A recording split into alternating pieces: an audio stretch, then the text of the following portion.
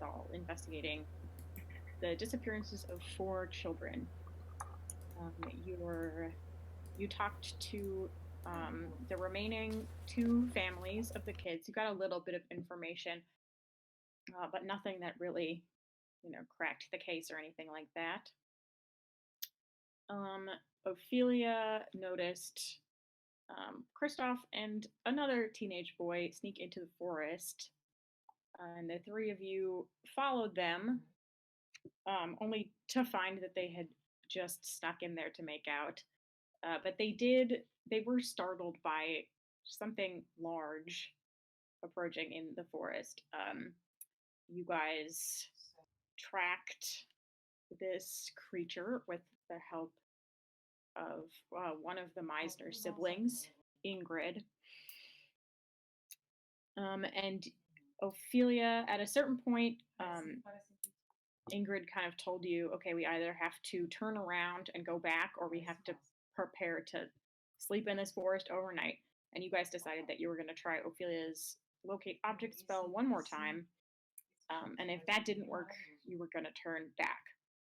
And Ophelia did get something from the spell, and you guys were able to follow it to an approximate location. There was something a little weird about the spell. It was not as specific as it typically would be. But you looked around the area, and Antimony found a little path that turned into a slightly bigger path. And a little ways down, she discovered a hyper-realistic statue of a child, which Ingrid confirmed was her sister, or at least looked exactly like her sister if she was turned to stone. So it's, and you guys decided that the best thing to do would be to turn back, let everyone in town know what's going on, and see maybe if you can get some additional help dealing with what you think is probably a basilisk. And I don't remember if you guys had. I don't think you had made it all the way back to town yet.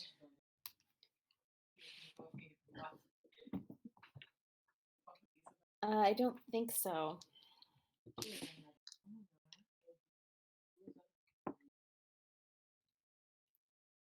There was one thing that occurred to me after we stopped playing. Before they leave, I want to take off my jacket and put it around the statue. Okay. That's all. Okay. Your fancy leather jacket? Yeah. Oh. It kind of trails on the ground, it doesn't, because this statue is of a person who is rather shorter than you, probably about a foot shorter. Yeah, big coat. Yep. Because you have a long coat, right? I mean, it's not like a trench coat. It's okay, never mind. I was picturing a trench coat. I don't know why. That's what Yinra had, but I didn't want to. Okay, that's right. Okay, so it's not trailing on the ground, but it's too big. Yeah. Okay, yeah, you guys start to head back. Ingrid is kind of, she still has the night vision goggles, I believe. And is Ophelia still riding on Atacora's back? Oh yeah, are you? Might as well. I'm pretty blind, so. Yeah, I mean, you can just lead her, you can carry her, whatever is most comfortable for you. I'm having a good time being carried, so. Okay. Ingrid is not having a ton of trouble finding her way back. And she's kind of stopping occasionally to leave little markers, just kind of arranging stones in a particular formation, along the path, that hopefully she'll be able to find them later. Let's see.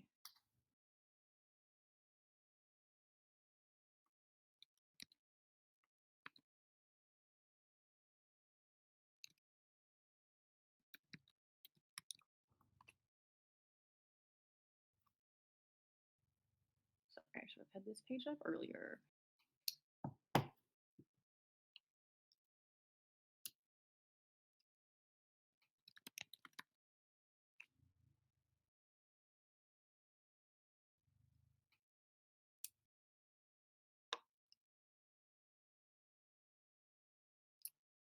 All right. Will one of you roll me a percentile dice? Oh wow, I have all my percentile dice in a different room because I never have to use them. Let me see.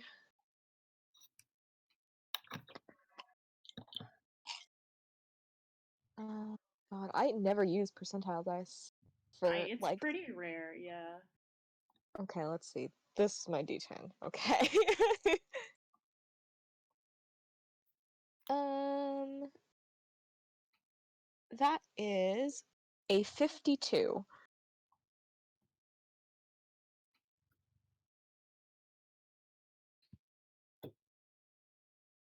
All right. Wow, this is actually very appropriate. Oh. Good roll. Well, I mean, appropriate for things I was gonna have you run into anyway. Are you guys trying to sneak at all, or?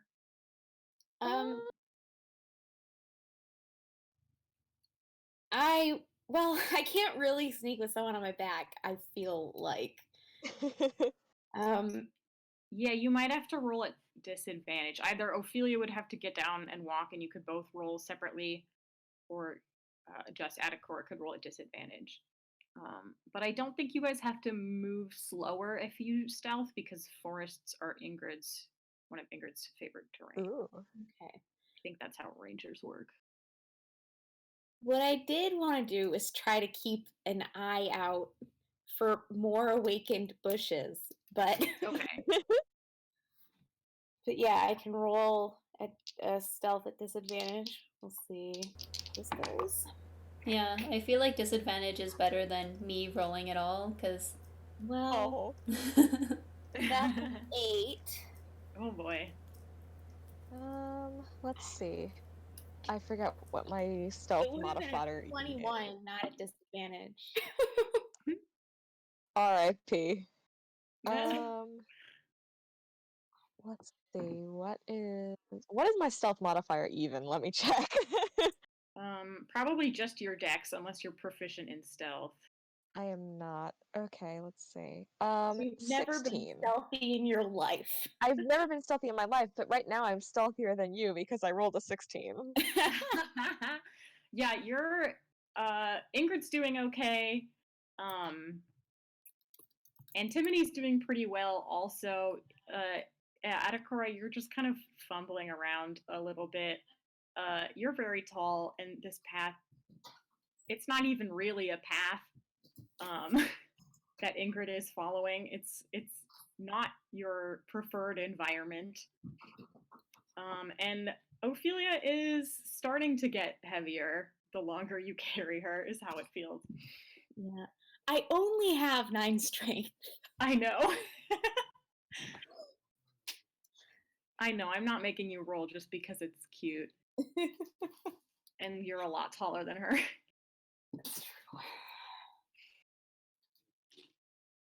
Okay, but you're keeping an eye out. Yes. So anyone who wants to be paying attention for things, roll me a perception check. I'll do it just for I'll do one just for hearing or something, because I can't see very well. Yeah, you can roll just for hearing. Okay, 3. You are so preoccupied. You're just trying not to trip over roots and things. 15. 17. Okay. Let's see. And Ingrid got a 19. Wow. I don't think this thing is trying to be stealthy. Oh no. That sounds ominous. Extremely funny that you rolled a 52. I'm sorry. Okay, so Yeah, you guys hear everyone except for Adakora hears a noise. It's definitely it's moving pretty slowly. This thing, it's just kind of big and lumbering, and its movements are very steady. Like it doesn't. It's a weird sound. You don't think you've ever really heard something that sounds like this before, but it is coming slowly and steadily in your direction.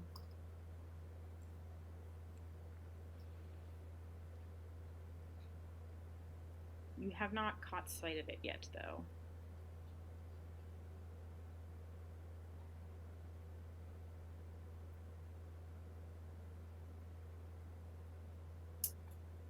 Would you like to stop? Would you like to keep going?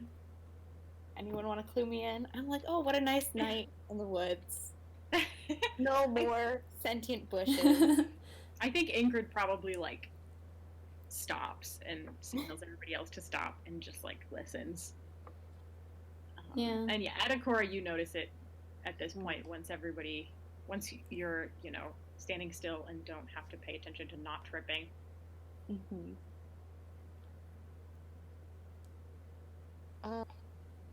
Yeah, I mean, I think I'll kind of wait and listen. Yeah, Ingrid looks a little freaked out. She whispers, I don't know what that is. I've never heard anything like that before. It doesn't sound like an animal. It's not moving like one.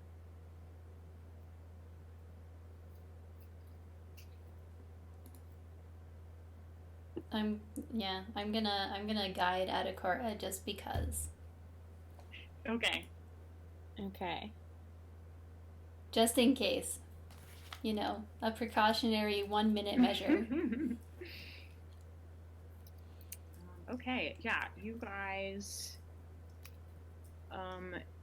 It's very strange. You can hear this thing coming closer, and you're starting to be able to see tree branches like being a little bit displaced, but you don't see anything but trees. It must be a tree. Don't like that. It could be a tree.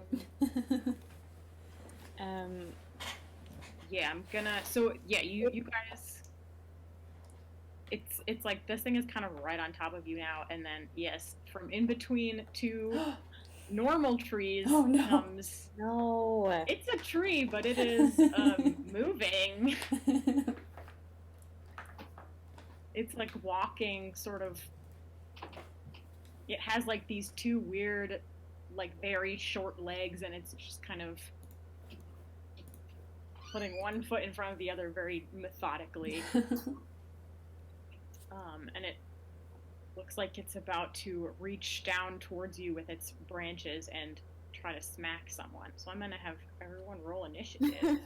Okay. Wow. Ugh, okay. Oh, bad that time. Bad. 11. Oh, good. Great.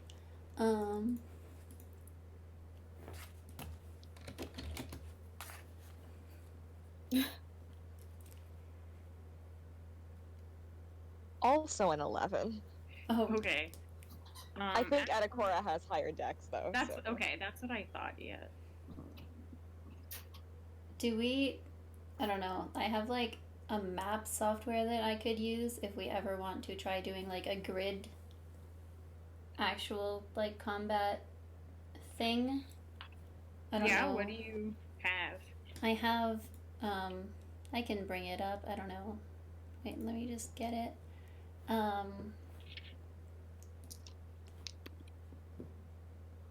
I'll remove all of the things that I have selected because it takes a little bit to load, but I'll just do... Sorry, give me a second.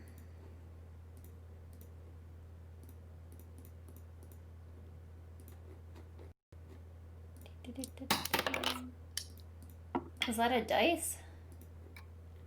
I'm just rolling initiative for Ingrid and the tree. Oh, did Ingrid roll well? I was playing with my d4s and I dropped them. Oh, I see. Ophelia, did you roll initiative? I did. What'd you get? My initiative is in the chat. Oh, sorry. Right, I'm not looking at the chat. My Oh, nice. beautiful, Wow. very high number. Incredible. You did actually beat the tree, so that's exciting. Wow. It's a -2 initiative, Oh no. and I rolled a 4. All Yeah, I right. could fight an ent. Okay, so I'm going to just real quick make this into a game like so, and then I'm going to do that. And if you guys like hover over my name or whatever and click join stream, Okay, what is this? this is Dungeon Draft. It's like a. I'm trying to find trees. Tree. Okay, so Nope. there. That's our enemy. Okay. I'll add some more trees. Cool. Look, now we have things. Okay. I don't actually have stuff, so this one can be one. There, that's us. Okay, so you guys are kind of, I think you're all in like a 5-foot line for Dungeons and Dragons movement purposes. The path you're on is not 5 feet wide, but we're just gonna say that. It's very thin. Is Yeah. it? And now like everybody's here.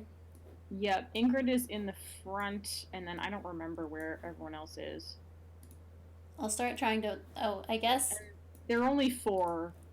Oh yes. Yeah. It's just you 3 plus Ingrid. And then Ophelia's like digging around somewhere on top of someone else. Yeah. I'll put Are we some not in combat separate range of this ones. thing yet? You should be. Yeah, the tree kind of came out to the side of you. Like, I wonder if there's other stuff. Sorry, I'm Yeah, still it listening. I'm means just like- looking for better things. these drawings are just so cute. Organ. There's just an organ out here. Can I color the snow? No. Here's some Um, tables. These can be us. Just in different colors. Oh, there. Yeah, we can differentiate. What them. color? That's better. Okay. Who wants to be what? Ingrid can be green. Okay. 4, right? Yep, And that's just good 4. enough. Alright. And the trees, I don't know, like there? Yeah, and then you guys are farther back. Like, it kind of comes perpendicular to you guys.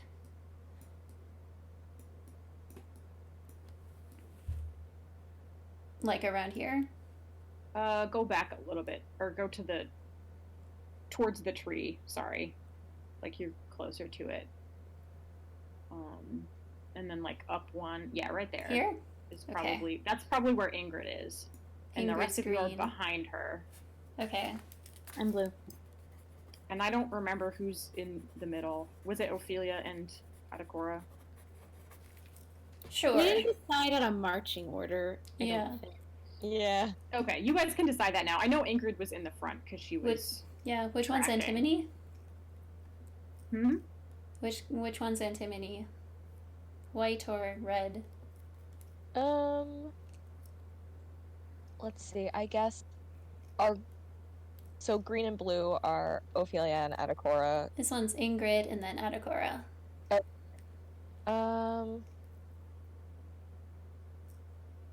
I guess antimony is. I'll be red. I don't know. Okay. I like red. So they're Okay. just like Yeah. there. Okay. Oops. All right. All right. Yeah. So that's the setup. Okay. I just gotta see what this thing's. I can put like other obstacles in the way if Okay. you want. I just like fucked around, you know? No, that's totally fine. You will start there. Okay. Okay. So Ingrid is first. Okay. Because you guys did not roll well. No. Neither did the tree. Okay, so Ingrid is going to. I'm just going to use like north, south, east, west. If Yep, that sounds good. works. She's going to step to the south one square.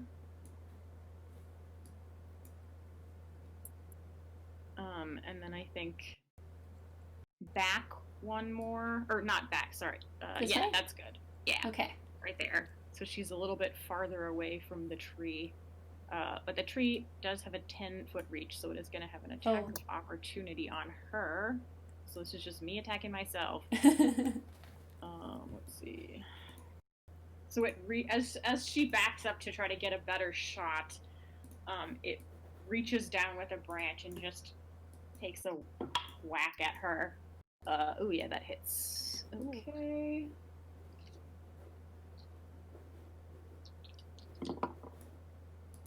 It is a druid.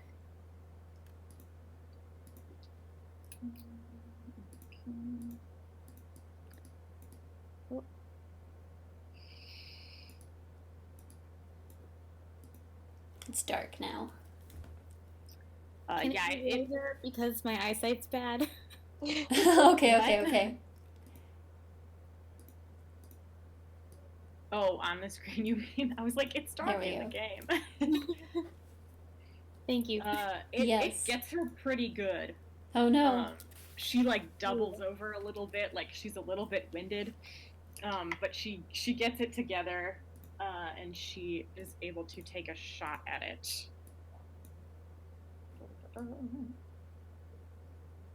With her longbow. That's she hits it.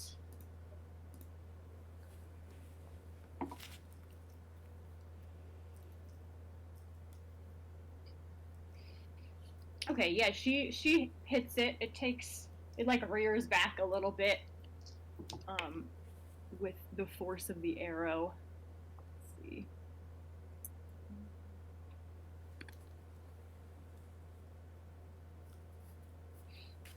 But it's still there. It's still kind of coming at you guys. I think that's gonna be Ingrid's turn. Oh, as a bonus action, she's gonna cast a little spell. Ooh. And yeah, you've not seen her do this, but she kind of she sort of looks at you guys like a little bit furtively. She's like, okay, they can do magic. This isn't gonna be weird. And she mutters something under her breath, and you see a sword. It's like a rune basically, but it's kind of a weird rune. It's not a script that you recognize. And the rune, it's like outlined in green, and it sort of stamps itself in green light onto the tree, and then fades for a moment, or fades after a moment. And that is her turn. Okay. So Atacora is up next. Am I within 5 feet of this thing? I think you'd have to go forward a little bit. You are not. You would have to move up 10 feet. Yeah, Okay. 2 squares. Well, I'm trying to decide what's better here.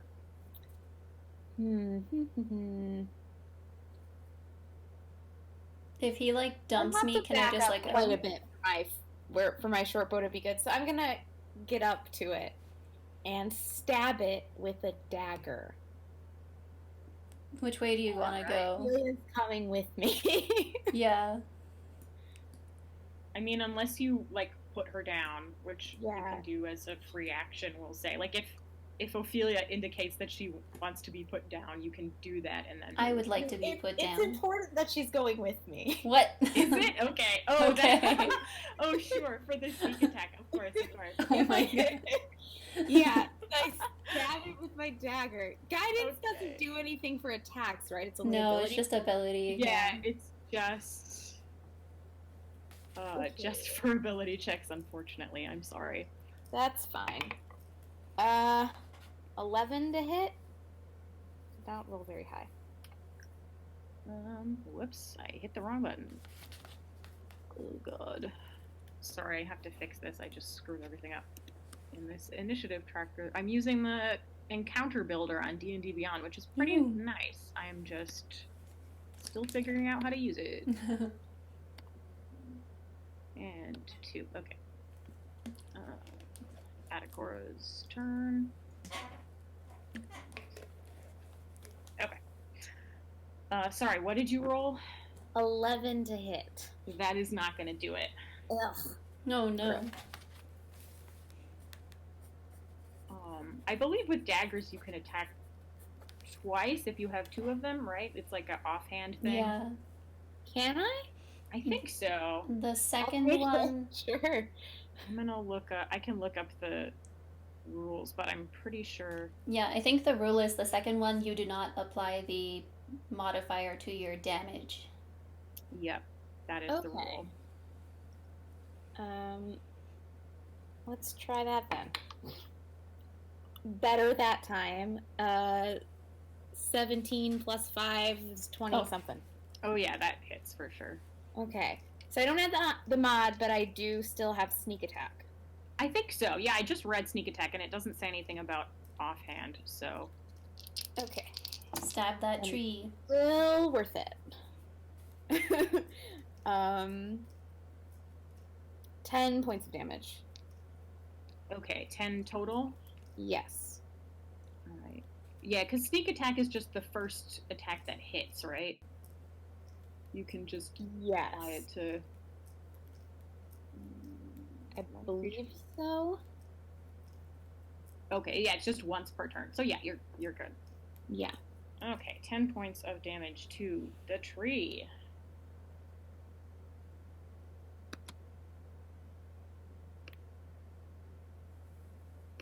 All right, anything else? That's about it. All right, it is Antimity's turn. Okay. Well, actually, question. Has it been more than an hour since our last fight?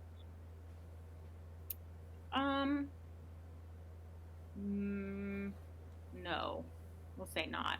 If you want Okay. to still have your little cannon. My little cannon. Yeah. Yeah. It's been like 45 minutes. Okay. So he's still hanging out. Is that like a separate entity on the map, or is it on you? I like to think. Okay, I'm gonna say that he's just hanging out on my shoulder, my little Okay. cannon with legs, So cute. possibly on him. top of my head, actually. Yes. Okay. So I'm going to attempt to shoot this tree with my little cannon. And oh, not 20. Ooh. Oh, all right. Roll me. What is the Well rule done. for that again? Do I roll double damage or do I just double the damage? I'm gonna have you roll 2 damage die Okay. because I think that's more fun. Yeah. You can so... do it either way. It just has to be like consistent in your campaign, basically. Okay. But I prefer roll the dice 2 times, Okay. and then you just add your modifier once at the end. Okay. Let's see.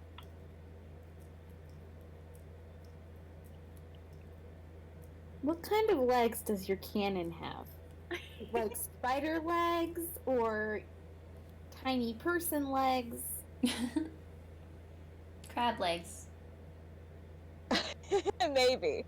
Let's see. Addition, blah blah blah. Do I actually get a bonus on this?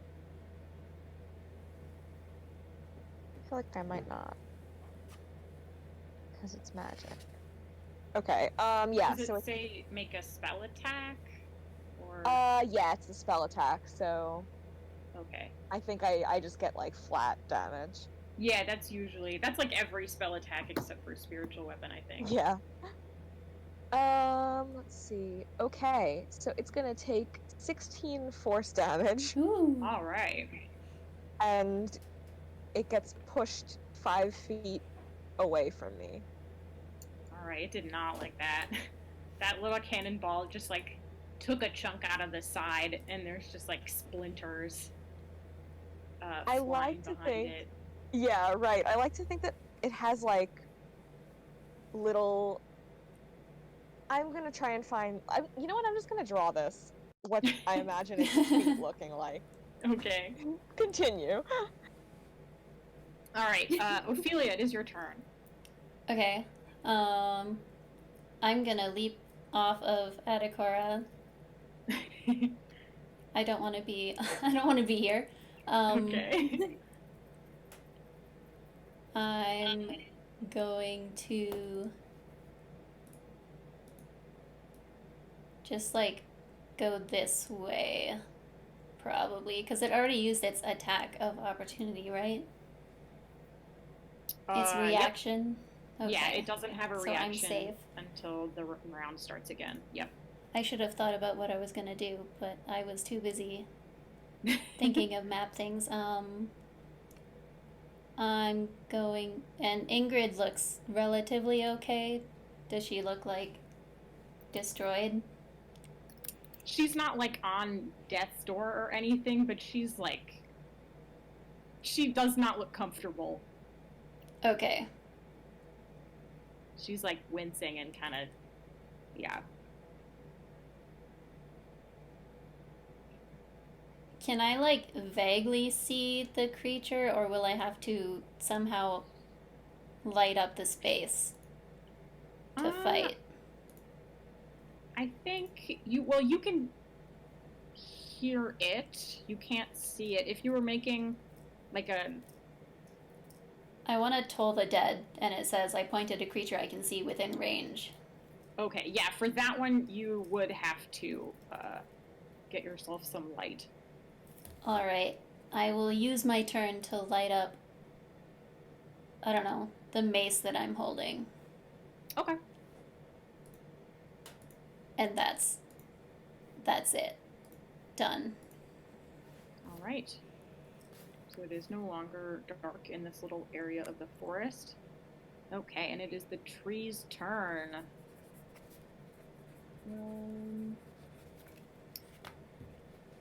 The Wow. tree, I think. Adakura is just like right there. Not that tree. The tree is just going to move kind of diagonal to the south to be in front of is that Adakora, the blue one? Yeah. Yeah, right there. Just gonna smack Adakora. Sorry, Adakura. Because you are the closest person. Okay, that's gonna be a 22 to Ugh. hit. It hits. Yeah.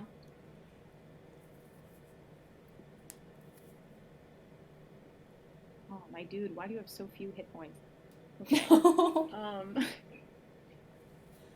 I'm waiting to level up to up my constitution. all right. Okay, you're gonna take 7 points of bludgeoning damage as a big old tree branch just slams right into your side. Oh.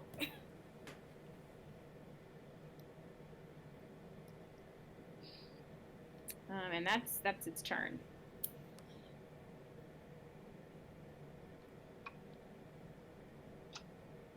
so now Ingrid is up.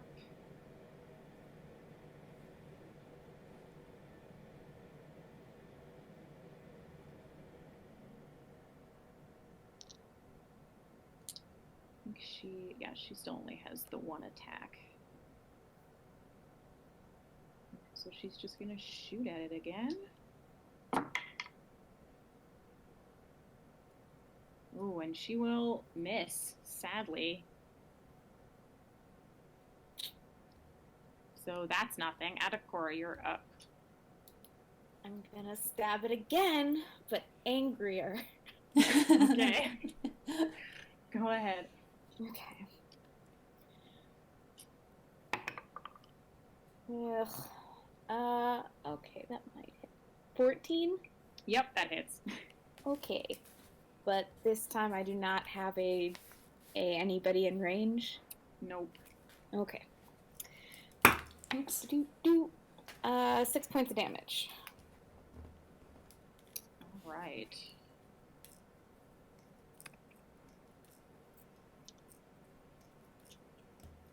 And do you have a bonus action? You can hit it again. Yeah. Well, With the offhand, or you could I do was some other thinking bonus maybe action thing. bonus action disengage. Okay, yeah, that's totally fine as well. All right, I'm gonna back up a bit. All right. How far? You do know that it has 10 feet of reach because it hit Yeah. Ingrid from 10 feet away. So if Yes. you're gonna have to I'll back get up more out than of that. range. For it to not hit you from where Yes. it's standing. 10 feet backwards? More than 10 feet. More because I'm than 10 out feet. out of its reach. 5, 10, 15, 20 feet?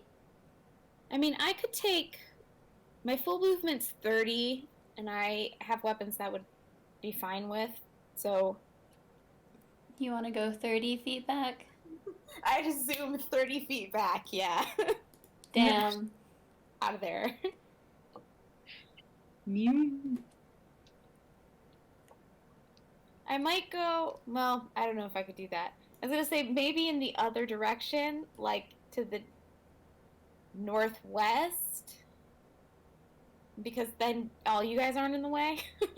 Like 5, 10, 15, 20, 30? I meant on the other side of the tree, but that's fine. That's good. Like here? I meant like. Okay, give me like up, down, can't left, right click on them. directions. Whoops.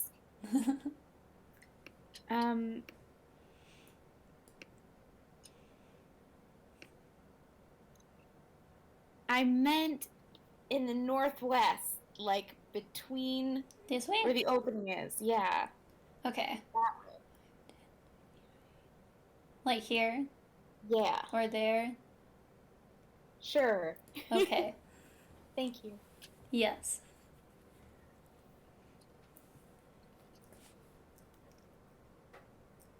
I should have run away further.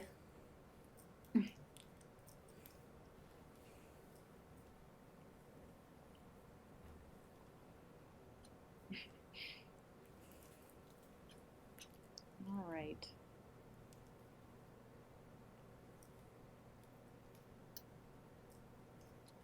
Okay, sorry. I'm just checking something real quick.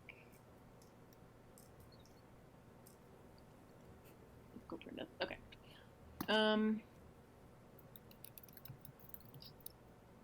Okay, it is Antimity's turn. Okay.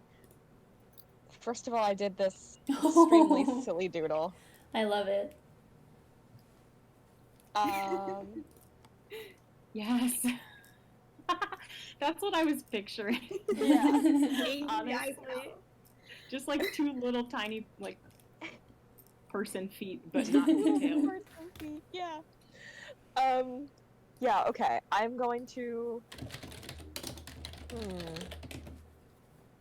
I'm fairly out of range.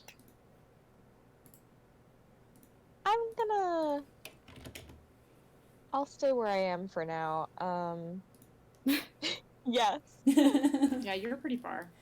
Ooh. And I'm just gonna try to cannon him again. All right, go for it. Does a 15 hit him? It does. Okay.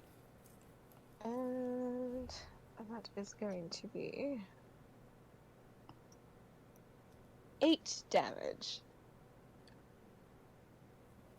All right, you take another big old chunk out of him. He is looking bad. All right, and you're staying where you are, you said? Yeah, I'll stay where I am. Okay.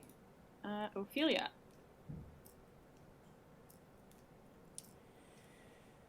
Um,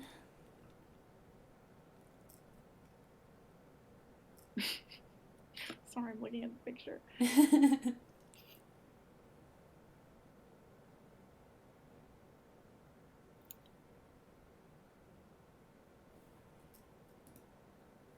um, I'm gonna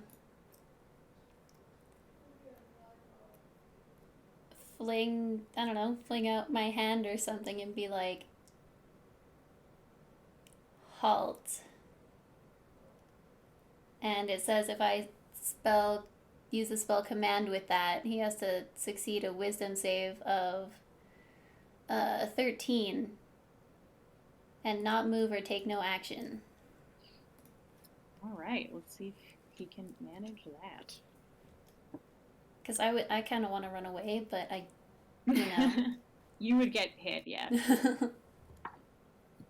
Nope, he fails. That's a 10. Okay. So it does say on the next turn, so I'm gonna guess that I will still take an attack if I try to run now. I think so because it happens on its turn, but it can't attack you on its turn, basically. I mean, that's better than nothing. Right. Yeah. If you stay where you are, you're not going to get attacked because it will be frozen. Yeah. But yeah, if you move now, I think you would still get. Yeah. If it starts on the creature's next turn, yeah. Yeah. Okay. I'll just stay there then. All right, and it ends after its turn is over, the effect, or does it stay? Or does it have to make another wisdom save? It's just one turn. Okay, so the tree does nothing this round. It cannot move. It is mesmerized by Ophelia, and it just stands there. Okay, Ingrid is up. See if she can hit it. Yes, she can. Ooh, that might be enough.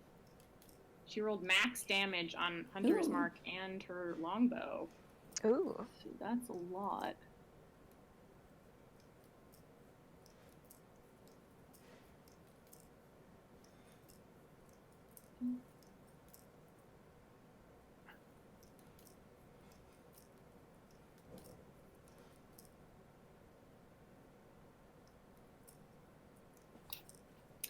Yep, that's enough. 16 points of damage. She is gonna finish that tree off. Nice. Yay!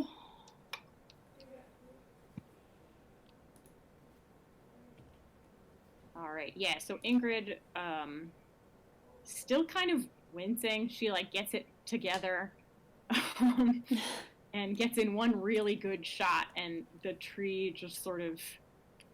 She shoots like at one of the spots that Antimony had weakened with the cannon, and the center of the tree just sort of explodes out, and it like falls down into two halves. Nice. And we are out of combat. Yay! We did it.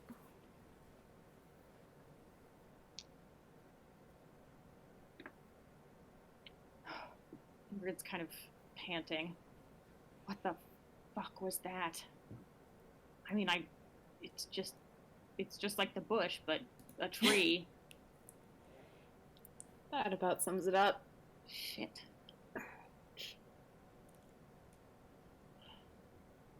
You think it's got to be some kind of mage doing this? Well, they usually don't get up and walk on their own. I know that. It was a joke. I'm not really in the mood. Well, bad luck. This is how I cope. All right, let's. We should just keep moving. Yeah. How Are you all good to walk? I think I can manage. yeah. I can walk. Are you guys Ingrid's like she's at like slightly less than half health, okay. but she has more hit points than Adakora does, so just like overall. Yeah. Are you guys like super busted or like what? Fine. I don't think I got hit at all, actually. So Yeah, I'm me good. neither. I'm like, Yeah, whatever. you didn't. Neither did Ophelia. Ingrid, I think, is going to kind of wave it off. She's like, I'm fine. I'll be fine for now. I mean, I'm not dying.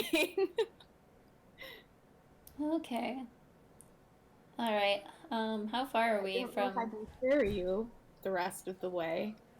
I guess I can walk, whatever. How far are we from going back, do you think? Maybe another 2 hours. We can probably do that. It's not like we'll run into more trees. Well, She jinxed it. I know. I Yeah. kind of wish you hadn't said that, but I'm sorry.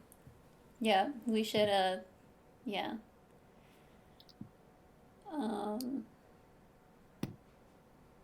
Should I just like keep the light on? I don't know. I feel like yeah, that could attract more things. I okay. think. I'll dim it again. And like blindly find my way. I'll like stick between everybody. Yeah, Ingrid kind of positions you between herself and Adakora.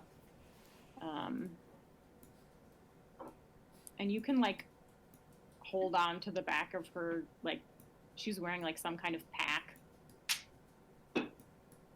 Okay. Just like a sort of shoulder bag. So yeah, you can hold on to that if you want. Sounds good. I will. All right, and I think yeah, you guys have no more encounters Yay. on your way back. It is about another 2 hours. So by the time you get back, it's like 11 p.m. You are very tired.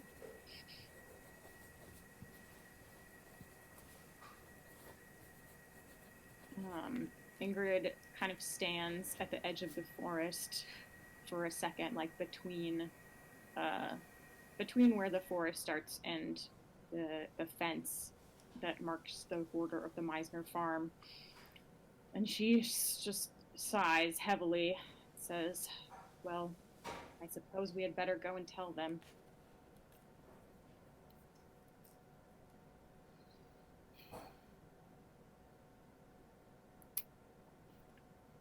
Do you have anywhere to stay tonight? We have rooms at the inn. Okay, yeah, you'll be more comfortable there. Our house is too small.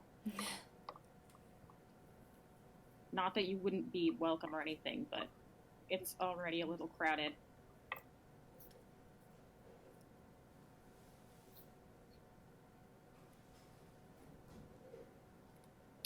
Do you want to come in with me, or? Do you think that would be better, or would it be easier for you to break the news?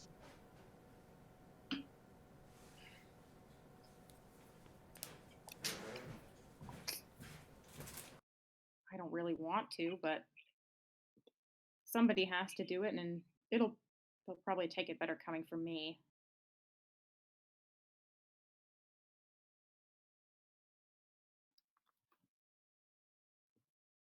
And if you come in, my parents are going to, I don't know, try to feed you and make you tea and stuff, and you'll be stuck there for a while.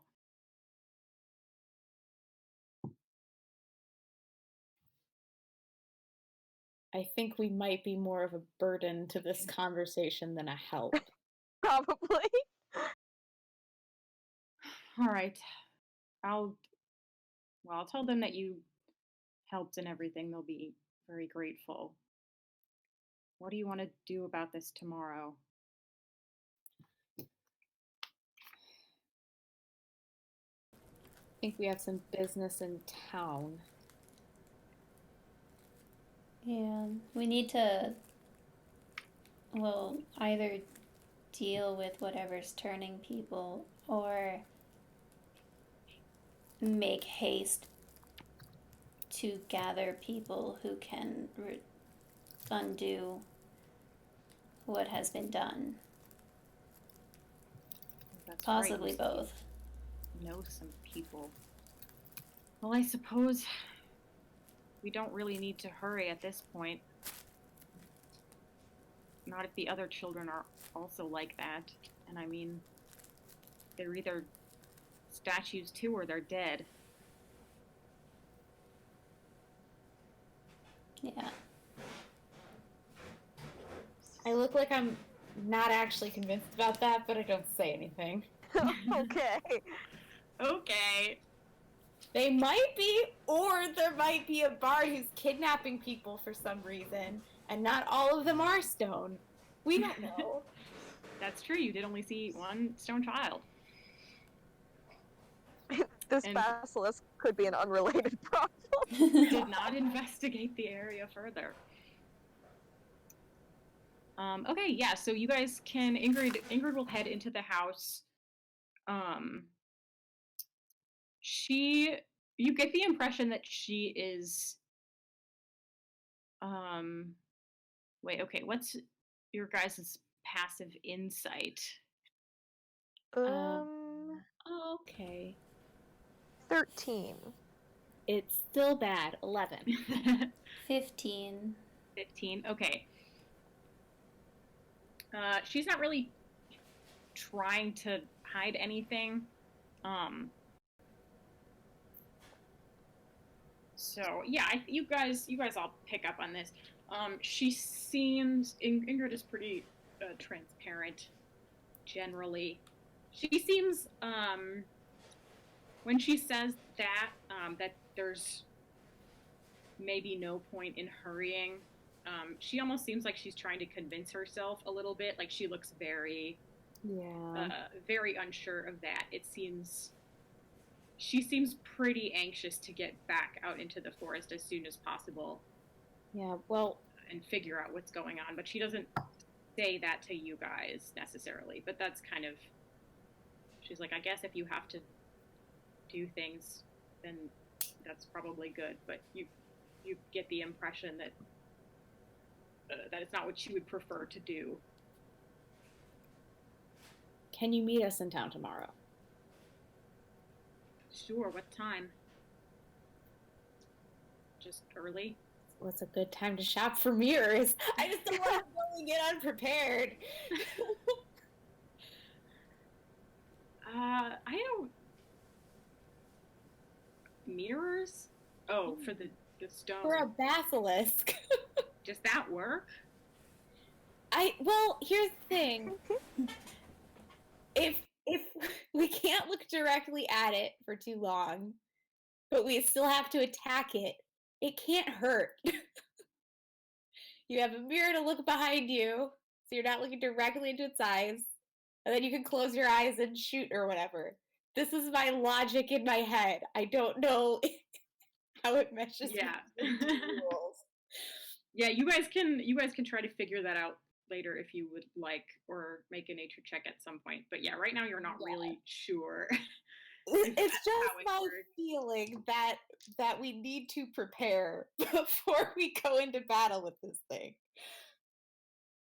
Mirrors are, I don't know, not super common around here. You know, a little bit of a luxury. I suppose you could ask Corinna if she has any.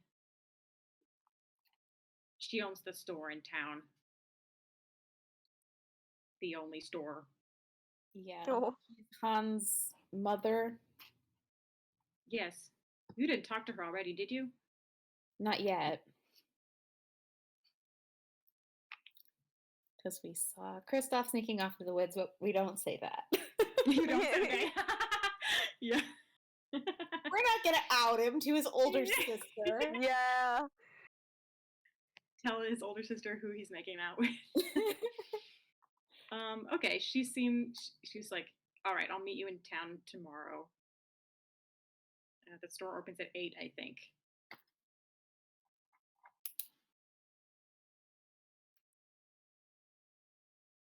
And she heads inside. Feel kind of bad about making her do it by herself, but I really don't think we'd be that helpful. Yeah. I know I wouldn't.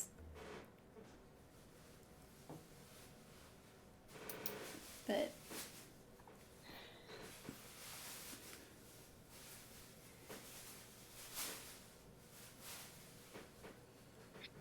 All right, so you're gonna head back to the inn.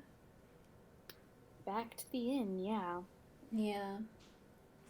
Do we want to try to deal with the threats before we like go asking Torgal for things or whatever?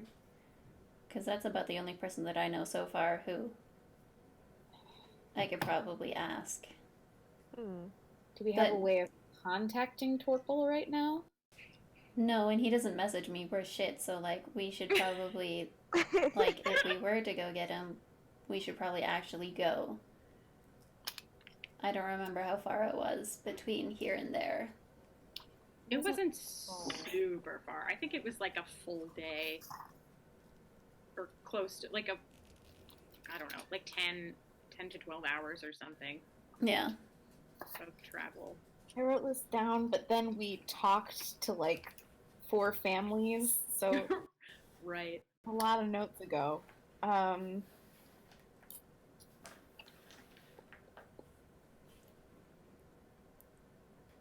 I feel like it'll be easier just to deal with the threat and then afterwards. But I wrote down that it was yeah. an 8 to 10 hour trip Okay. by Sure. horse. We were riding horses. That's right. They're, I believe, Cobalt Soul horses. And they're just Oh, yeah. hanging out back at the inn. Yes.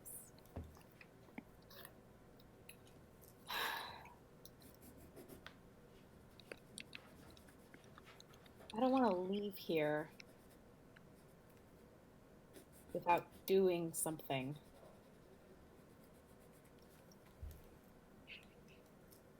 Yeah. I assume we're like having this conversation while we're walking back. yeah. Yep. Wait, Yeah. No, back you're to absolutely. town. It doesn't take you very long to get back. Okay. But it is late. There are not a lot of people in that inn at this time. It's just like a couple of people drinking. A few of them are clearly off-duty Crown's Guard. Are they having any interesting conversations? Make a perception check. My favorite.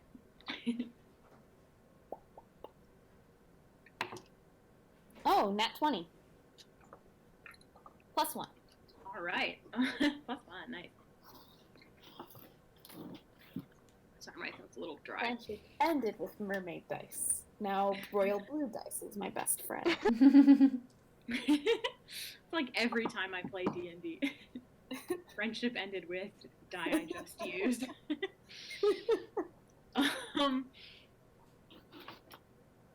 Okay, so you're just kind of hanging out, surveying the room. Oh no, I'm yawning.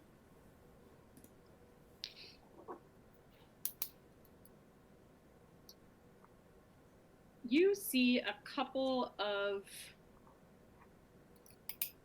they look like off-duty Crownsguard. One of them is vaguely familiar.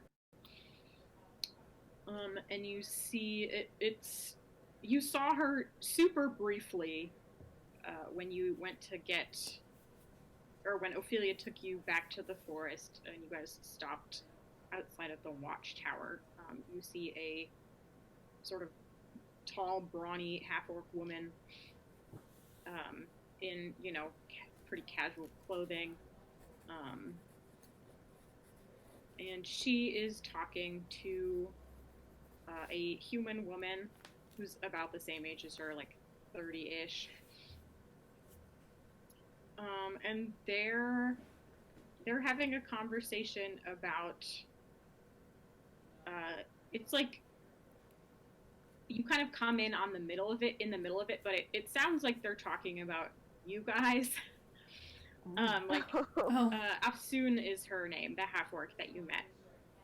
Afsoon is kind of describing under her breath over her pint of ale to this other woman her encounter with Ophelia.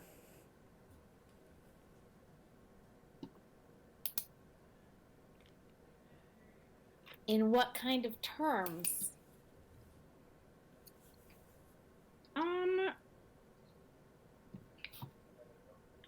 Just like in a very straightforward way. She's keeping her voice pretty low, but she doesn't sound like angry or upset necessarily.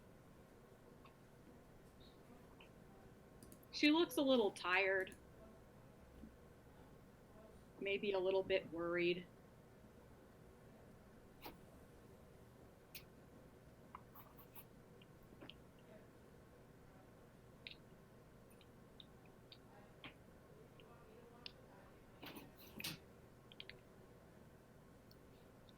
But don't really hear any new news. She's just telling me what Ophelia already told me from the other. Yeah, mostly, yeah. It's sort of like I guess, you get an impression of what, like, at least one Crownsguard thinks of what you're doing, which is that, she is concerned about the situation and not, like, concerned about you guys, looking into it, but more like, wow, I hope they don't get themselves killed. Yeah.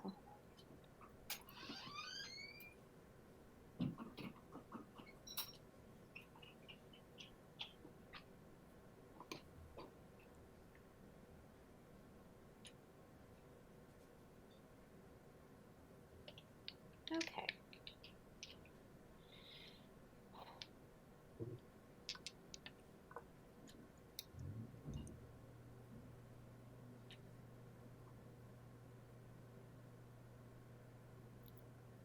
Out of curiosity, has she noticed that we walked in?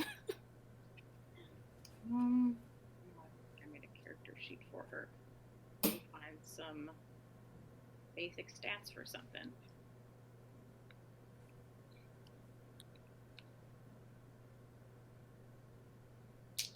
I dropped my dice again. Oh no.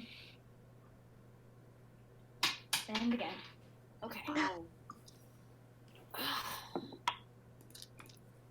I don't actually roll dice, I just pick them up and they fall.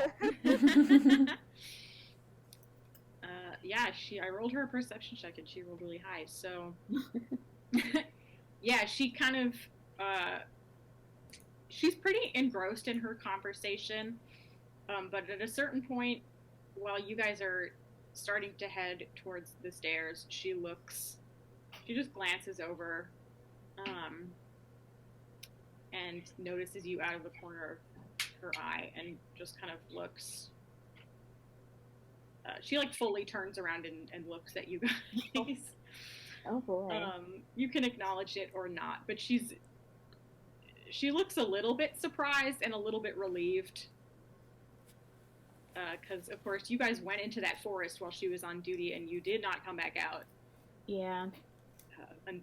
Until well after she left. Like, she had no idea if you had come out of that forest or not until just now. So but she doesn't like say anything. Does it look like she notices that Adakora is a little beat up? Oh yeah, yeah, absolutely. Well, She kind of see, looks the him thing up is, I and down, probably like- just look like I ran into a tree. That's true. Well, you look like someone hit you with a club. Yeah. My poor handsome face. Oh no.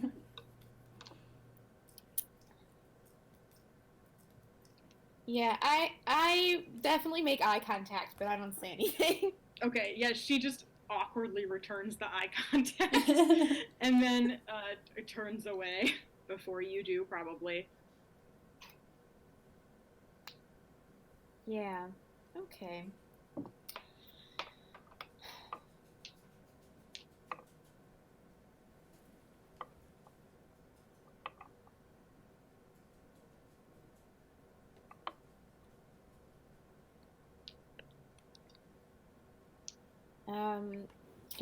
Ingrid mentioned tea, and now I kind of want some, so I'm gonna get some tea, and I'm just gonna take it up to my room. I guess. Okay. I don't have anything else.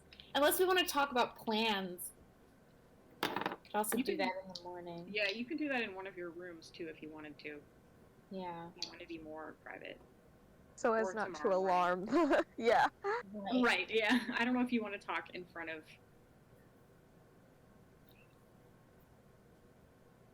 any guards or not.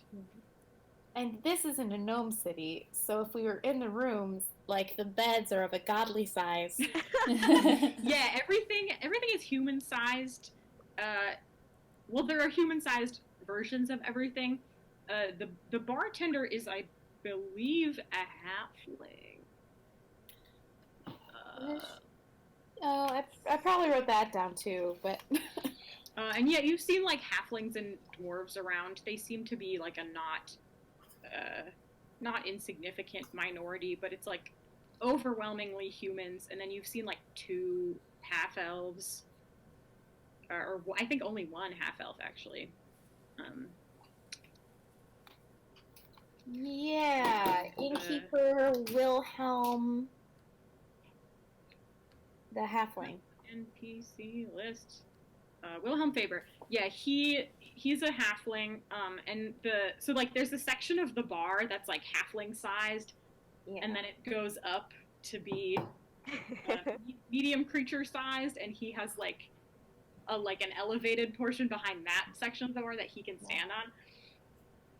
And there are some like dwarf and halfling sized tables and chairs around as well. But the rooms you got are built for humans.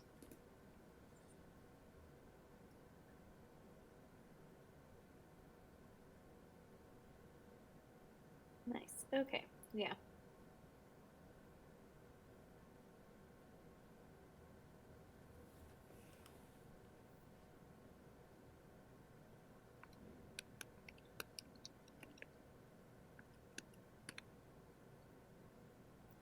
Okay, so you guys gonna talk or just go to bed? um.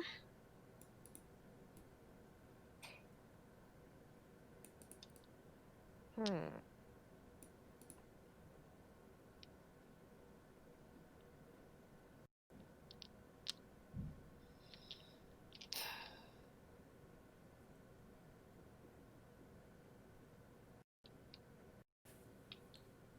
Coming at it with a clearer head in the morning would probably do us some good. It's a little late for brainstorming. Yeah, it's like midnight by this point. Yeah. Yeah, I guess we might just pass out tonight and Yeah.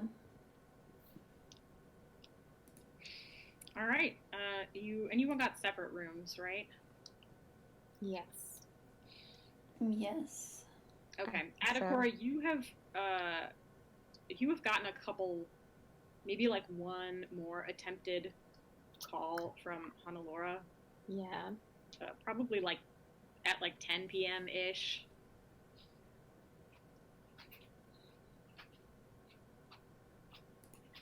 Yeah.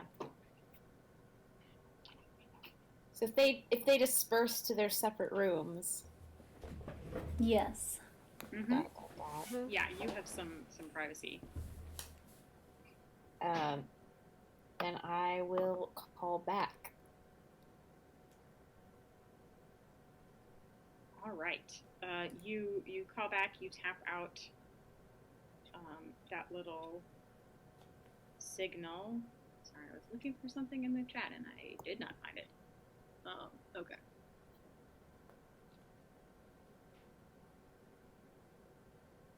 And it takes a second, but you hear some like blankets rustling, kind of, and then you hear a sort of like clunk noise, like as if someone maybe knocked the rock off of a table, and then some scrambling, and then you hear Hanalora say in a very sleepy voice, "Hey, it's you. What's going on?"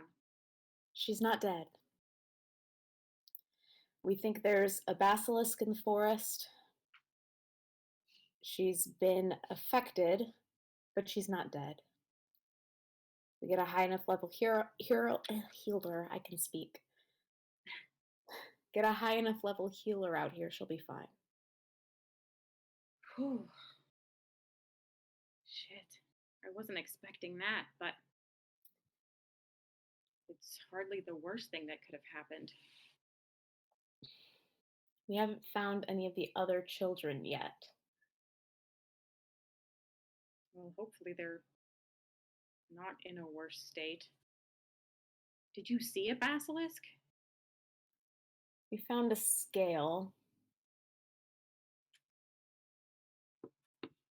Hmm. Well, this isn't exactly my area of expertise. I assume you know. I don't know. You all probably know more than I do about magical creatures, and someone at the Cobalt Soul will know something. Mm. If you need a healer, I can probably get in touch with someone. I'll put up the money. It's whatever you need me to do, just let me know.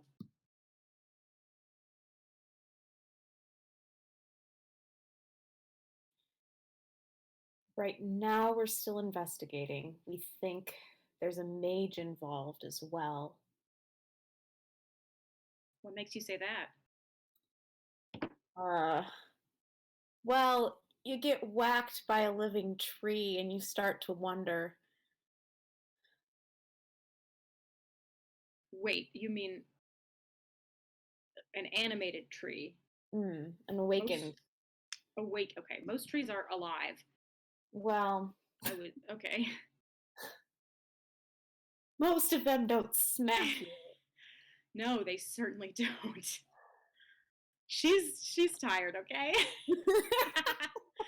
She's like, all trees are alive, you idiot. Well, yes. What do you mean a living tree? Did you run into one?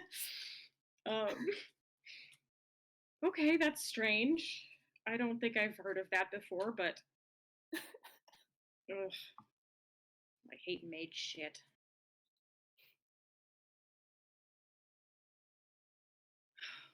Well, let me know if you need anything.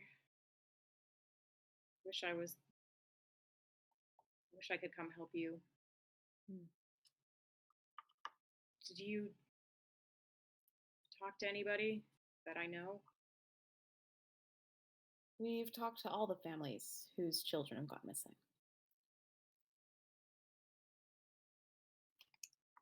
How are they taking it? My parents, I mean.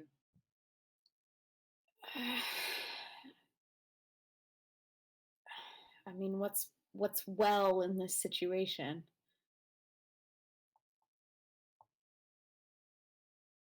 I don't know, just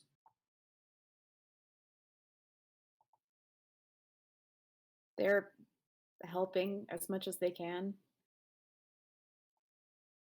Ingrid is actually the one who tracked the basilisk. really? Mm. She's good. Wow, I guess. I mean, she was always running off into the woods and shooting arrows into hay bales and things like that.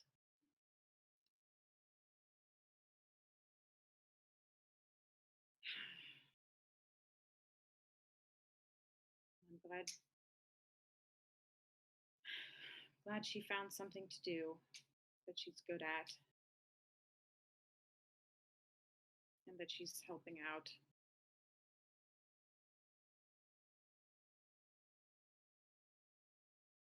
All right, thanks for the update. Please let me know if there's anything I can do. Right now, we don't have direct contact with the soul, so if you can find out anything useful, let me know. All right. Yeah, I can try to get some information about basilisks if that's what you. That shouldn't be too hard to come by. That would help. All right. I'll see what I can do tomorrow morning, first thing. All right. Get some sleep. Okay, you too. Well, you don't really need to sleep that much. I always forget that. It's been a while since I had to watch you do that weird thing.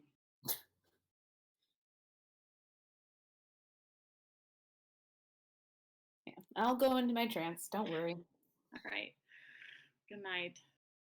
Good night. And then I go into my trance because I'm gonna Okay, you guys all get a long rest. Yeah. Yay! Hooray!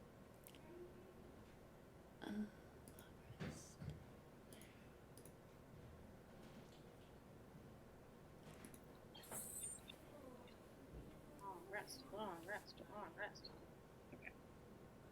Yay, I have all 18 hit points at level 3. I'm sorry.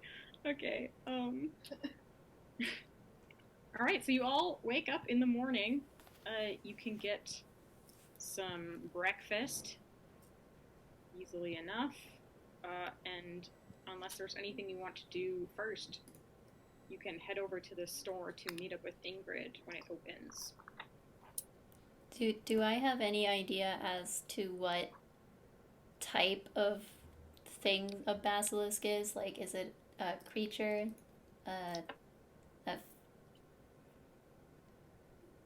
Not undead?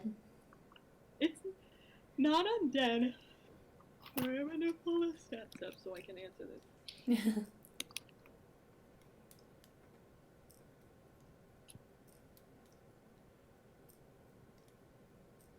Okay, yeah, make a nature check and see how much. Guide yourself.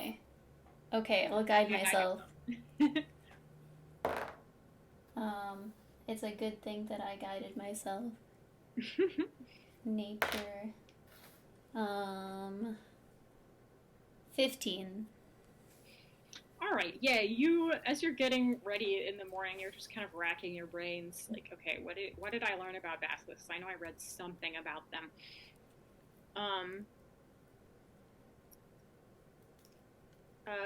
You've also read about, there's like a Critical Role specific basilisk called a Slovene basilisk that's like huge and lives in the ocean. Yeah. So those were the ones you heard about as a kid, and they are enormous and terrifying. You've never met one of those, but the ones you read about, the kind of standard basilisks that you learned about, which are rare in Wildemount, but they have been known to exist. Mm-hmm. They usually hang out in mountains, heavy forests. They're pretty solitary.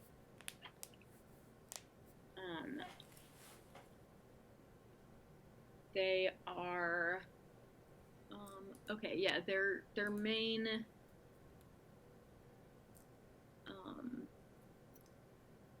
the main thing that makes them dangerous is, of course, the petrifying gaze.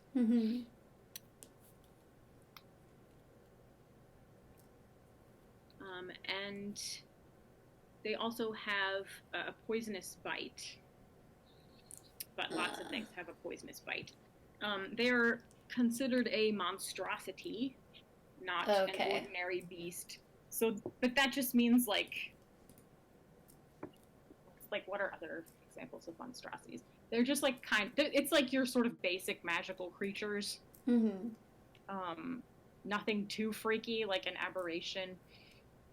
But they're just sort of like dangerous magical animals. You're right.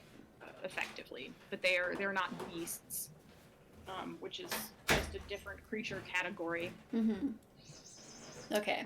They're not intelligent. They don't speak language. And you also recall that you had a 15, right? Yeah. You recall that one of the things that is known to work against basilisks is it does have to do with mirrors, but it's not exactly what Adakora was thinking. You know that seeing a basilisk's reflection, it can still use its gaze, even if it's just a reflection. You're still affected by it. But if a basilisk sees its own reflection, close enough and in bright light, it will target itself because it doesn't know what mirrors are. Right. And it will think there's like a rival adult basilisk bustling in on its territory, and it will attempt to petrify itself. So that good. might come in handy. Okay. And you also know that Greater Restoration can cure petrification. But you have also heard of another way to do it.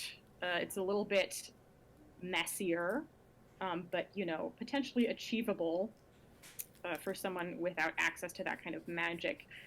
You know that freshly harvested basilisk blood can be used to unpetrify someone if the creature was killed within the last hour, and you cover the petrified individual with its blood. They will come back to their living form. Okay.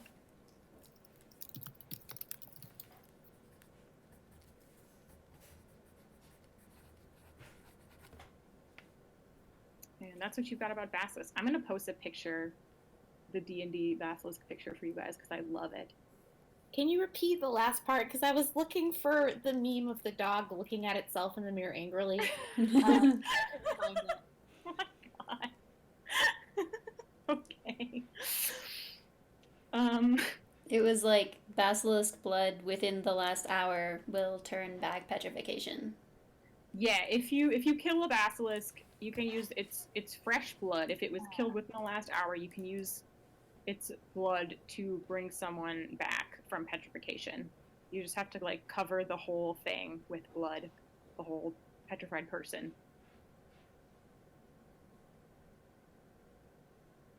So it's a narrow time window, and you do have to kill a basilisk, but you don't need a high level clerical magic.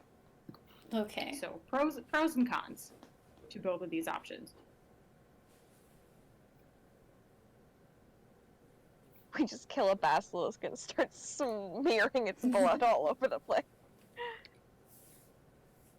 Okay, I'm posting the basilisk in the channel. The information channel. Ooh. That's ugly. I know, I love it. It has so many legs. I did not think of basilisks having legs, but I suppose Right? they can.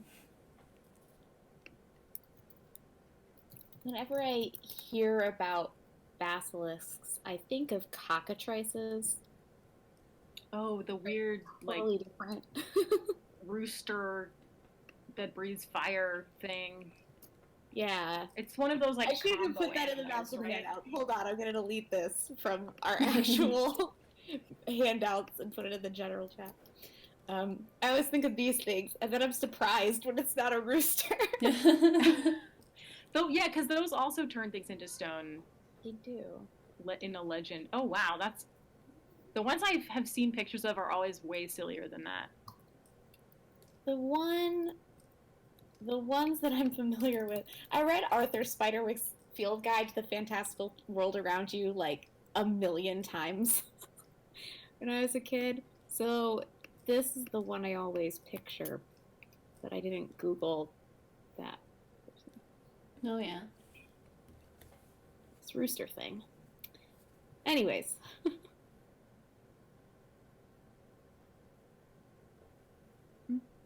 Ooh,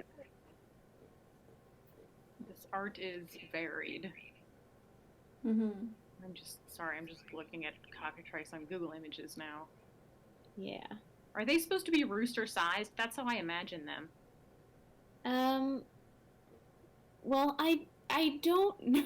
Again, all I know is Arthur Spiderwick's Right, Field Guide. I'm thinking that they're like rooster size because they will blend in. Oh, sure. Yeah.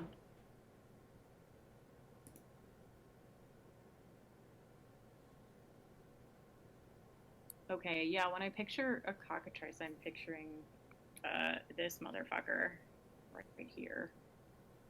So Nice. Beautiful. I love medieval animals. me too. Okay, so yeah, so you can go downstairs and just relay all this information that you have recalled to everyone else while you eat breakfast. Yeah. Isn't it amazing how much a good night's sleep and actually rolling for skills will do? Wow. Thank you. You know, originally I didn't speak because I was too like fucking scared of like the shitty like Sylvain basilisk that we have at home. But you know, those aren't the ones we're talking about, right? Like the ones in Wildmount are like shitty and like smaller. They're like the size of large dogs. So like we somewhere between like a horse and a big dog in size. oh, so we can like easily kill a basilisk. Like what the fuck? I mean, assuming you don't get turned to stone, that's the issue. Okay, look, okay. Here's the Did you plan. at home? Did I what? At home? In the ocean? Well, I mean like near the ocean. Uh-huh. What, you don't consider like the water near your home your home?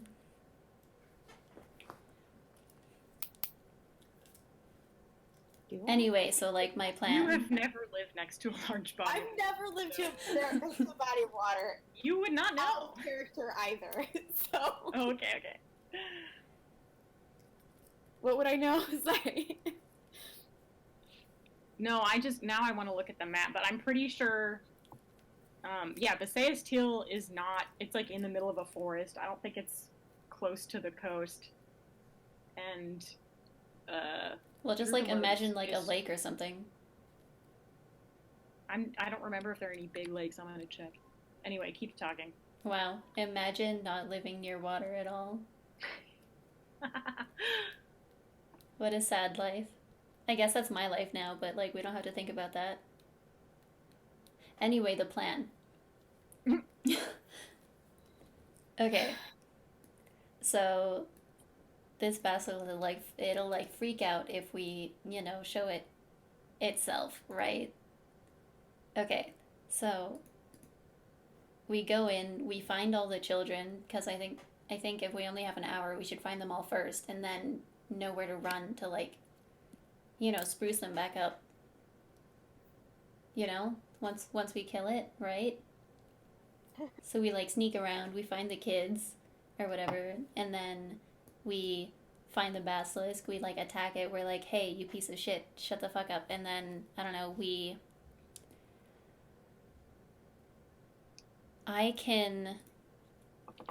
I don't know if it'll work super well, but I do have a spell that can blind it, so maybe that will negate its whatever, the spooky shit.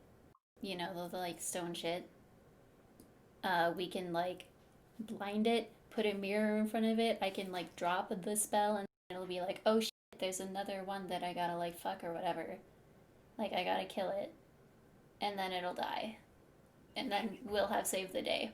Wait, isn't that a bad idea if we like petrify it? Because then we can't like shed its blood anymore? Wait.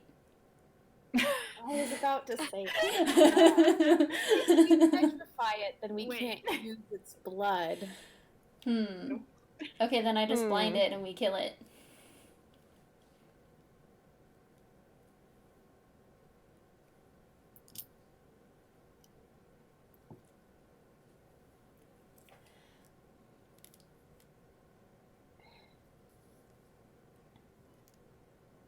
When we go into the forest again, is our objective to find the basilisk or to find the children? I feel like we should find the children. I don't know. That's just me. Yeah. Odds are we're going to find the basilisk either way. Yeah, so like why not, you know, just let it find us or whatever. I hope it doesn't find us, but like if it does, then you know I can blind think it 2 we should be as times. prepared for it as possible, but I don't want to go looking for it. I want to see if the other children are in the same state. Yeah. Cause then once we kill it, we can like run to the petrified children, and just be like, "You're healed" or whatever. I feel like it'll just take more than an hour to find them if we do kill the basilisk first. Well, they might not all be within an hour of each other. Is another problem, but We can run fast. I don't know. We'll figure it out. We can maybe like pick up the statues and move very carefully so that they're all in one place. maybe. The other thing is that I'm not convinced the basilisk is our only problem.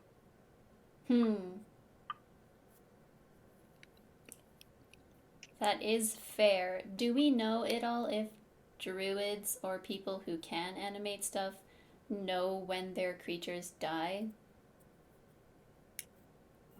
They're awakened creatures. Let me check. I do not know the answer to that. Let me look up the spell. Because it's gonna fucking suck if the druid knows that someone's been like fucking up their creatures.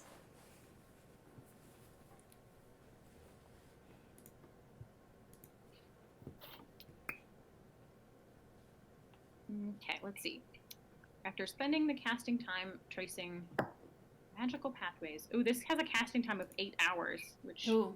you would have known. So it's a big deal to cast. So it's been here a long time, probably. You touch a huge or smaller beast or plant. Intelligence or 3 or less. Top 10.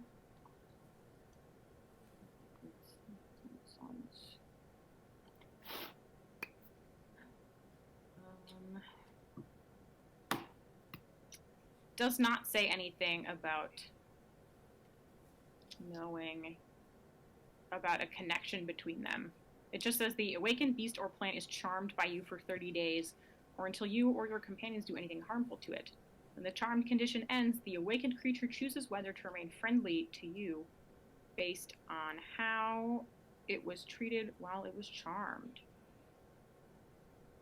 Okay, here's the third plan. We find the druid, convince the druid to start a forest fire. All the creatures hate her now. And then they just, like, kill. Then we have to put out a forest fire.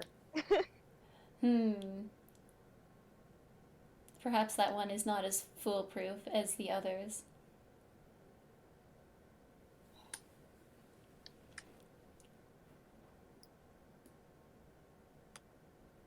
But I think... Find out pissed off a mage. This doesn't make sense.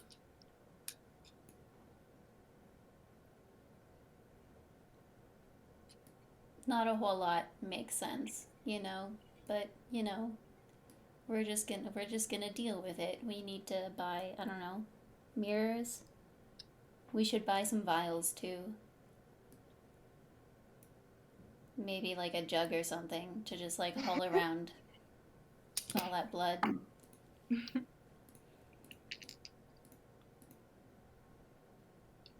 Something drew those children into the woods. Into the woods. And it wasn't a basilisk. And if I were luring children into the woods, I wouldn't want to turn them all into stone. Or I don't know why I'd want to turn any of them into stone, but I don't know who's doing this, so that doesn't mean anything. Do we have any like knowledge of spells or magical effects that would lure someone from like presumably a longish range? Make a Arcana check if you would like. Okay. Let's use. I don't want to like fail this, but all my dice fail me. It's good. 9. Okay, Wait, guidance. Can I guide myself? Shit. Nope. Dang. Too late. Sorry. That's okay. Okay, yeah, you sit there and you try to remember everything you know about this kind of spell. Clerics aren't really known for this kind of stuff. It's not really your wheelhouse. Mm-hmm. But there are all sorts of charm spells. There is, I guess clerics do have some of these. The ones you can think of as far as cleric spells go, you've got, what's the one you just did? Command. Mm-hmm.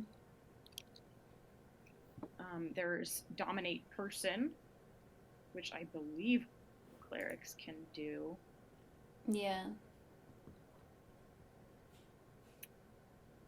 No, actually, just Trickery Clerics. I was just watching Jester do it. That's why I thought that. Okay, yeah. So Dominate Person is a high level spell that an arcane caster could do, bard, sorcerer, wizard. But it only lasts for a minute. And then, yeah, like Command only lasts for a round. Mm-hmm. Charm Person doesn't last all that long either. But something like Dominate Person could probably make someone hold still while a basilisk throws them. But Charm Person lasts an hour, so you could maybe lure someone a ways into the woods with that.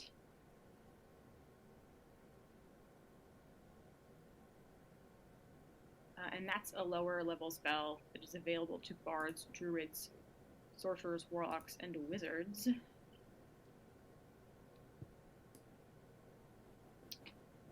I guess if the druid or whatever. Oh, sorry. You know there are illusion spells of various kinds that you can't cast, but they exist. There are illusions, more powerful ones that can speak.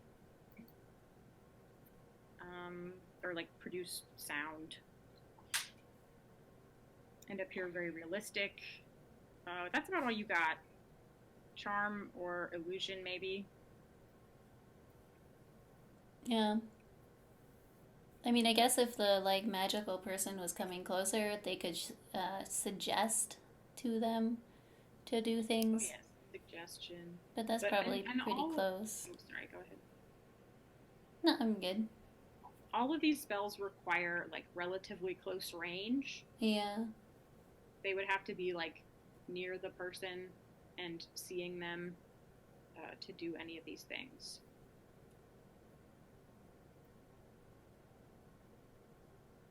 Yeah, so I don't know.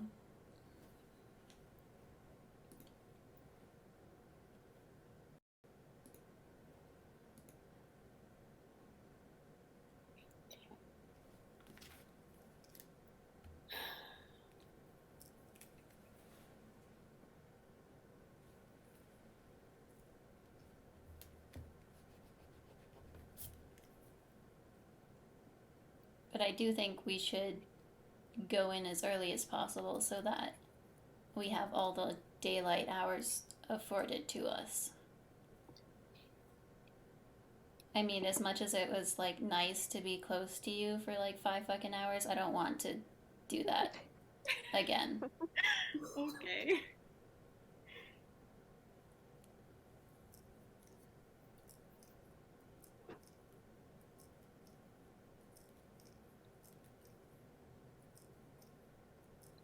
I imagine Atakora's kind of been like sitting with his head on the table. Like he's just thinking about this harder than he's had to think about anything in a long time. He kind of sits up and laughs. All right, let's go. Well, not into the woods. We said we'd meet her at the store. Mirrors and some sort of container. Mirrors, yeah, maybe. Right, we could make blindfolds. I don't think we need to buy them. That's true. What are you gonna make your blindfold out of? Your shirt?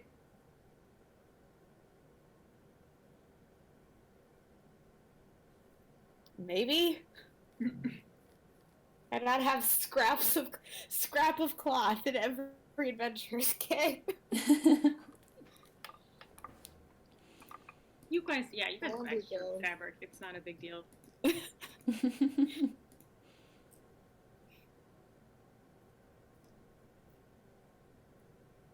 Okay, so you go to the store. Yes. It is very close. It's like right across the street from the inn. This is the town area is very small, and a lot of it is kind of official buildings, guard type buildings. The town hall.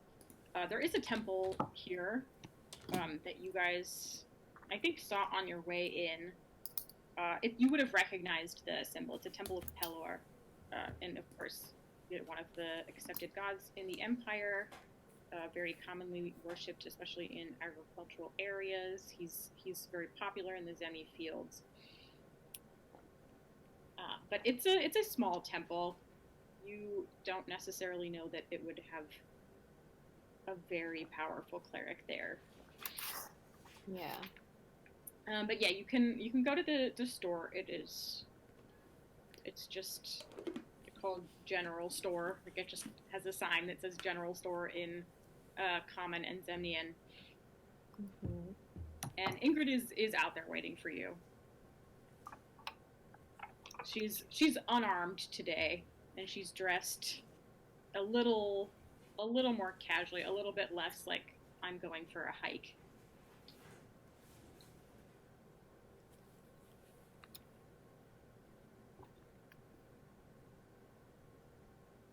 Morning.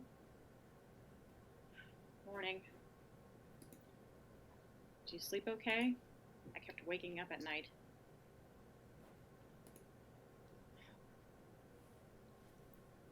I don't really sleep, so Oh yeah. Stupid right. right, elves. Haven't- elves are fuck. I haven't met that many elves, she says.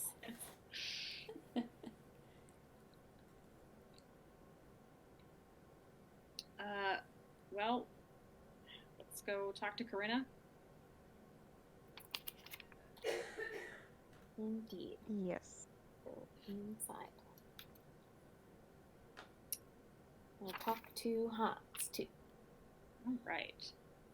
Yeah, you go inside. This door has just opened, so there's no one else in here really. There's just a lot of very basic equipment that one might need, if they were a farmer and didn't have access to some things. But nothing, nothing like very exciting. There's nothing magical in here, obviously. There's no weapons for sale. Not even tools, really. It's there are also in the town, there's also some like craftspeople who deal with the farmers here, and they are probably the ones who take care of like building and fixing metal tools and stuff like that. Mm-hmm. So yeah, it's just like pretty basic stuff.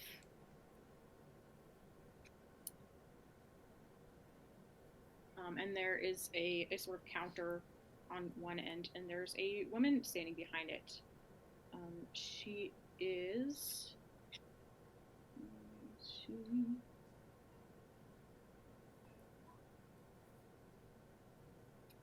She's a half elf. She's probably in her late 20s.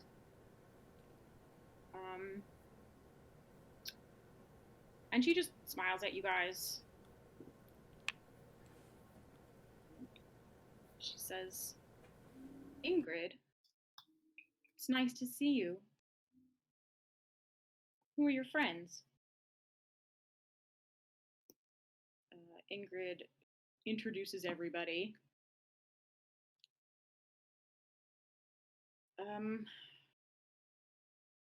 Well, they wanted to buy some things, but they're also here trying to find out what happened to the missing children. Corinna looks kind of shocked at that. Oh. Did someone hire you to come here? What? The Cobalt Soul sent us. Cobalt Soul? I don't think I've ever seen anyone from there in Blumenthal. I mean, maybe just passing through, but... Well, I'm very grateful that they've sent you then. Have you had any luck?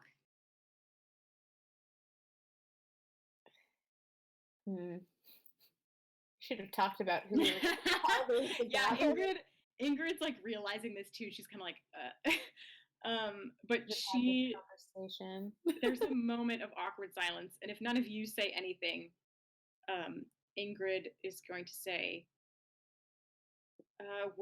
I'm helping them search the forest. We are still in the middle of searching, but we've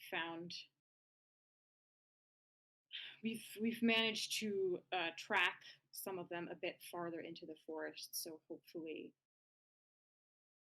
we'll be able to get farther today. It got dark last night before we could pursue it too far. But they wanted to talk to Hans, I think, right? Yes. Yes. Oh, of course. I'll go find him. I think he's in the backyard somewhere. And she leaves. And comes back a couple of minutes later with a boy. He's about 9. Also has elven ancestry, like his mom. And it looks a little bit... He kind of looks at you guys mistrustfully. Like, he stays really close to his mom. He seems kind of shy. I kind of nudge Antimony like, hey, you're good with kids. I love how I've been established good with kids now. Right. You're just a big kid yourself. Oh god, I don't know. What are we even going to ask him? We want to ask him what happened the day, wow, which kid was it? Max. It was Max. The day Max went into the woods. Oh, yeah, okay. Well,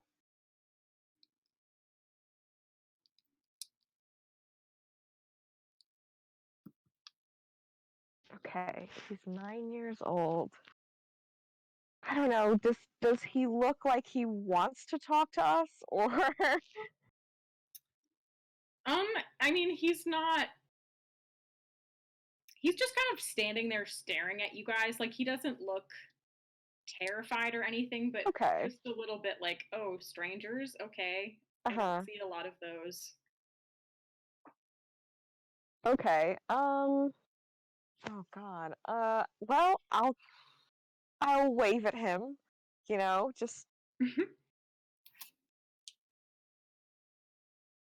Okay, he waves back, still looking a little bit unsettled. Corinna kind of uh just like grabs his hand and says, "They want to know about Max, all right? I know you've told this to a lot of people, but they're new here. They just came here to try to find out what happened, all right? So it might help if you tell them what you saw again." And he kind of nods, and it takes a step closer to Antimony. And I guess the rest of you are all standing together, I assume. Yeah. I was at um I was at Max's house. His moms were inside doing something, I don't know. We were just playing out in the yard, um, in the fields near the forest. We climbed over the fence. We were just running around. Um, Max's dog, Rosa, was there. We were throwing things for her to catch, you know, just um, and then Max threw a stick for her to chase after, and it went into the woods a little ways. And she ran in to grab it, and then she just started barking. We could see her in the edge of the trees, just barking at something, and we called out to her, but she didn't respond. And then she just took off running into the forest, and Max just ran after her. He didn't even think about it really. And he almost went after him, but I was too scared.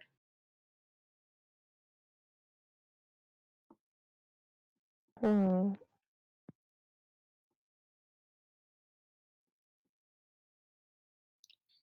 He looks a little dejected, but also like he's told this story a bunch of times, so Yeah. he's kind of used to it at this point. Uh-huh.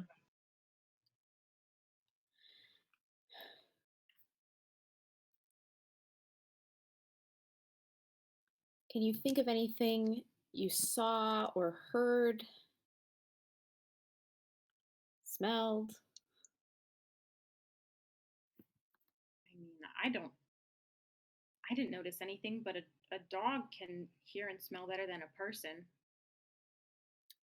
That's true.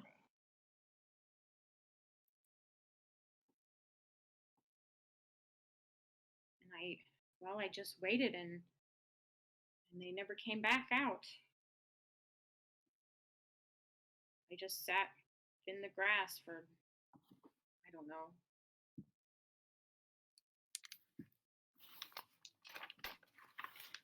maybe an hour.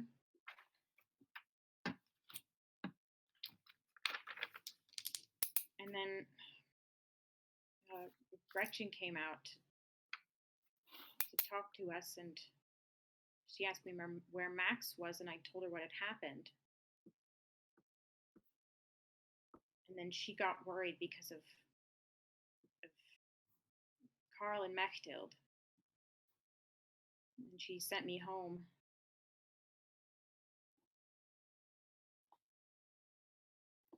Hmm. And then everybody looked for Max, but they didn't find him.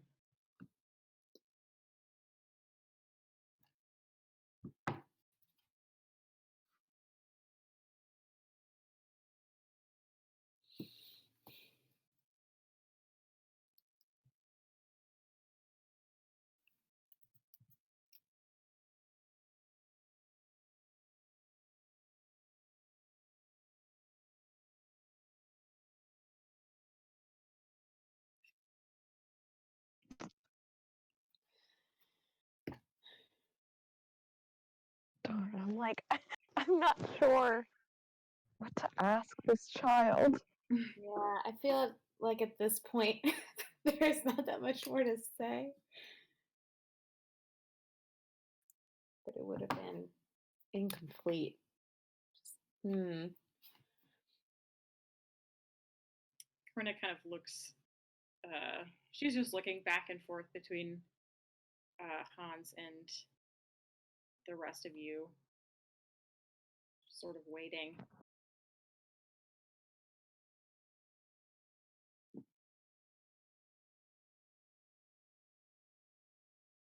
Hmm.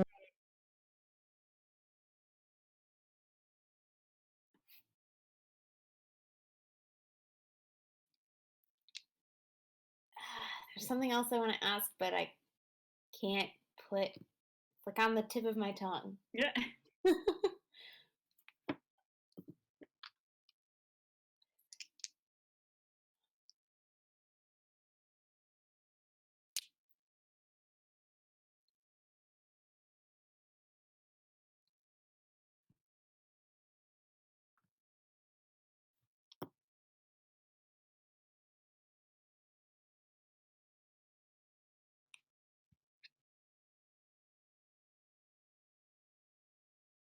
All right, I'm gonna let you think about that for another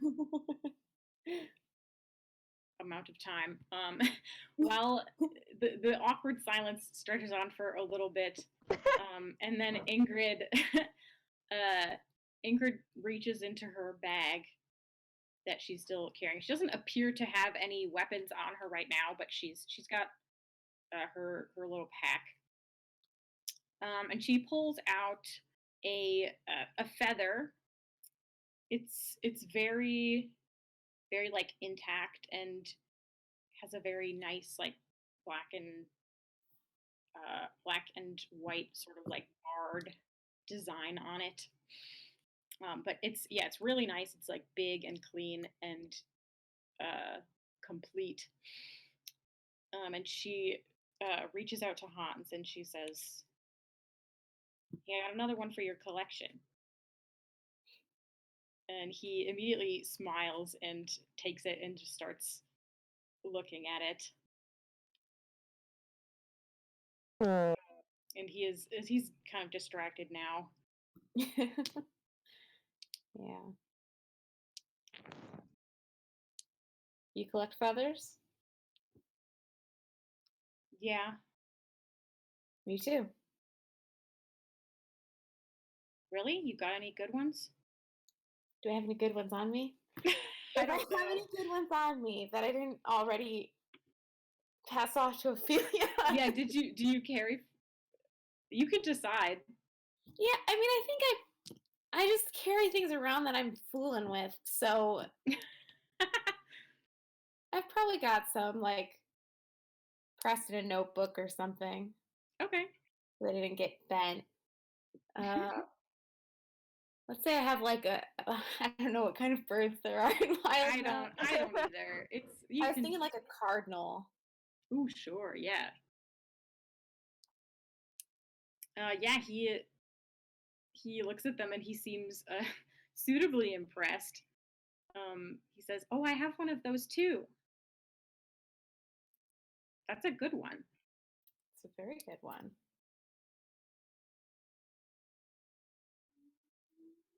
Do you have any more questions or?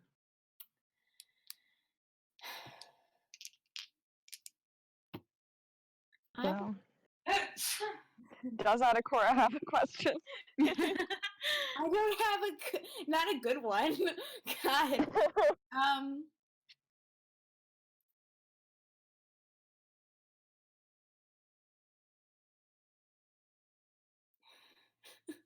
So stupid. Can't articulate anything.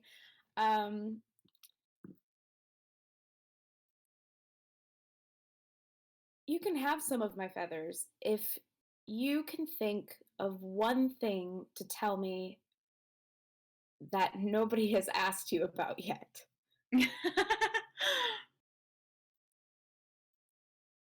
Okay, he's still like turning the other feather over in his hand and he thinks about it very hard.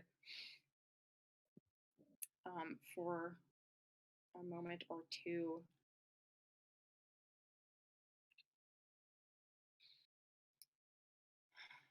Let's see, what has no one asked him about yet?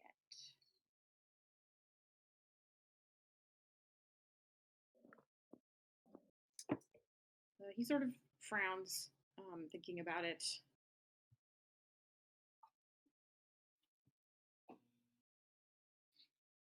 And he says,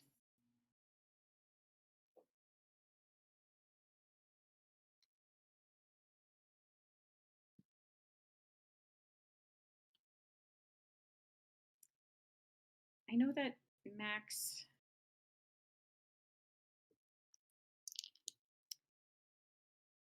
well, sometimes he has trouble breathing when he runs. Mhm. I was expecting him to come back pretty soon. I probably should have, I don't know, I probably should have said something sooner, but I was too scared, I guess. I just waited there for him. I should have gone and told someone sooner. He can't run very far, not for a long time. Usually just starts coughing.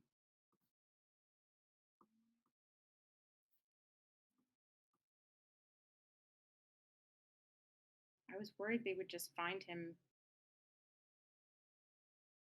in the forest and he wouldn't be able to breathe, but they didn't find him. So he must have gotten farther. Hmm. But he was, I don't know, I suppose he started walking at some point. Or something just snatched him up. Hmm.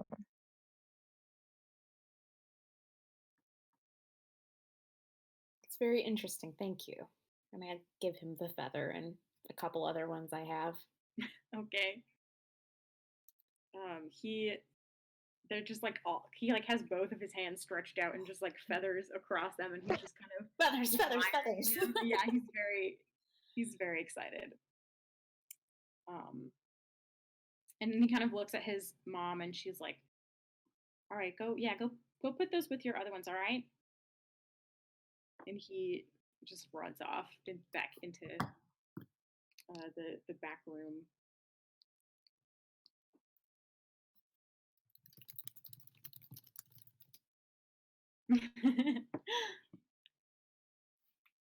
Well, she also gets like rocks and things, so You got more rocks than you have a lot of Yeah. rocks, all the best rocks.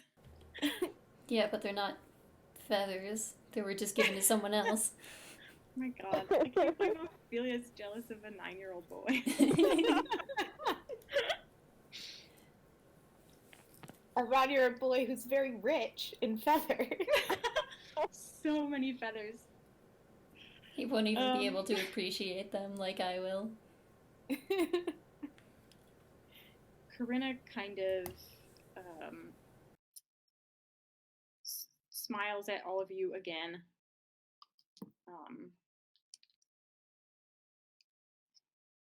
Did you have any other questions? I'm afraid I don't know very much. Or did you want to buy something? Yes. Do you have any mirrors?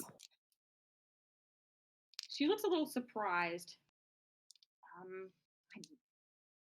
I think I do. We don't have much demand for them here, but I think there's one in the back somewhere. Let me go look. That would be great. Thank you. Okay, and she goes and looks. She rummages around for a while. Was there anything else you guys wanted to get?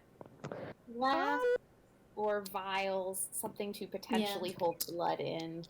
I feel like I might have some. Wait, oh well, I don't know. I probably didn't bring my entire alchemy lab with me. You probably brought a few vials, but maybe not enough to cover. But not like, yeah. Body in, yeah. I feel like if we can hold 4 ounces of liquid is what D&D Beyond is telling me. So, Is that enough to unpetrify a child? no. Yeah. We're gonna need an endless flask. A flask, or at least like a canteen, you know? Yeah, there's definitely Start with. like leather canteens here for sale. Water skins. There's a couple of metal canteens even, although not as many of those. There are like there's some clay jugs too. It's a lot of them are just like pitchers that you would have in your house to pour water. But there are a couple that have stoppers that are much bigger than a vial.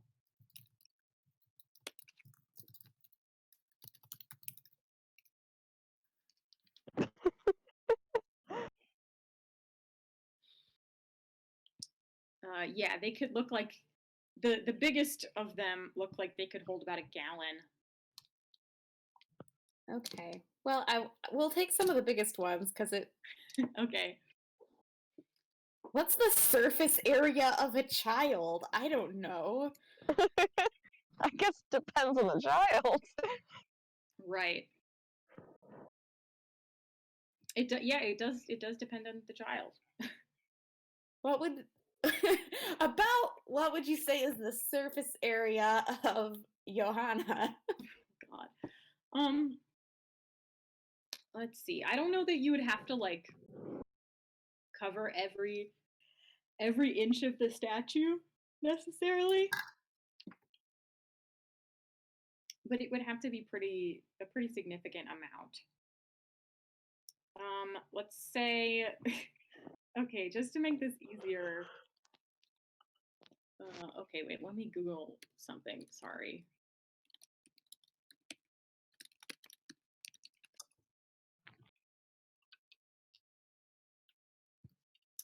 Okay, let's say it's gonna take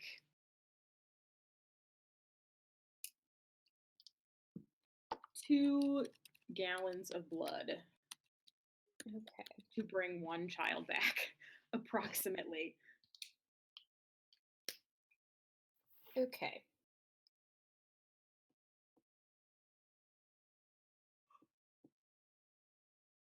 We could probably each carry a 2-gallon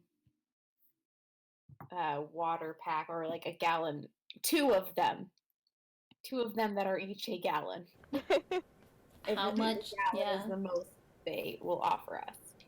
How much blood Yeah. will a dead basilisk have? That you do not know. You would probably have to just cut it up and see what you got. We just hope for the best. Just squeeze it. We might be forced to turn it to stone if we can't kill it. My impression is that they're hard to kill. If we like turn it to stone and then bring Torkel and like 5 other monks and then they beat the shit out of the basilisk, they can probably like squeeze out the juices much better than we can. Sorry, the blood. I mean, are we going to get them to come here? I mean, if we end up turning the basilisk into stone, then yeah.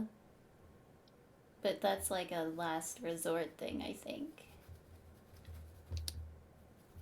Then it doesn't really matter how well they could squeeze the blood out of a non-petrified basilisk. We're not going to compare ourselves to people who are higher level than we are.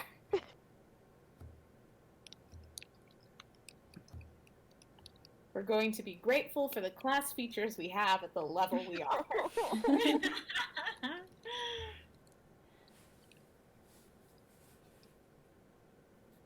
I just meant that they're probably more experienced. Well, they're not here. Yes.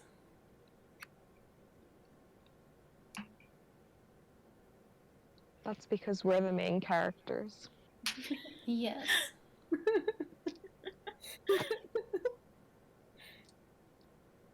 Okay, as you guys are discussing this, Corinna comes back in with a mirror. Oh.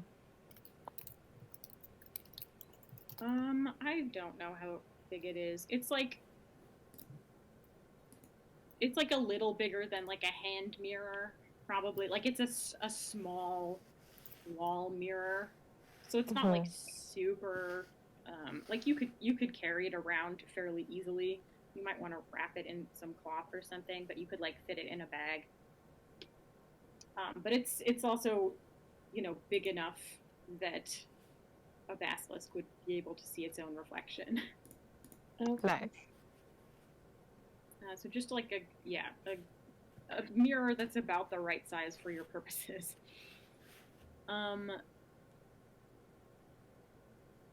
Okay, and she says, these are, well, we don't get a lot of them around here. They do cost quite a bit. This one is 5 gold. I make a pretense of thinking about it, and then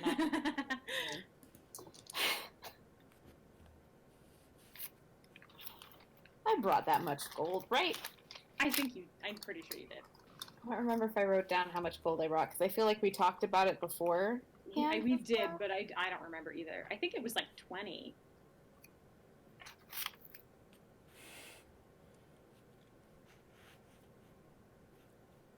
Oh, I found it.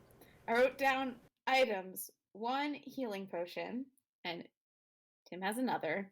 And I wrote down 45 gold and 50 silver. Okay. Exactly. Amazing. Okay, yeah, so you hand over the 5 gold. She looks kind of shocked that you're giving her actual gold coins instead of like, some of it in silver or whatever, but she's like, okay, and she recovers and she puts it behind the counter and wraps the mirror up in like some heavy paper for you. Did you need anything else? How many of these leather gallon things are we getting?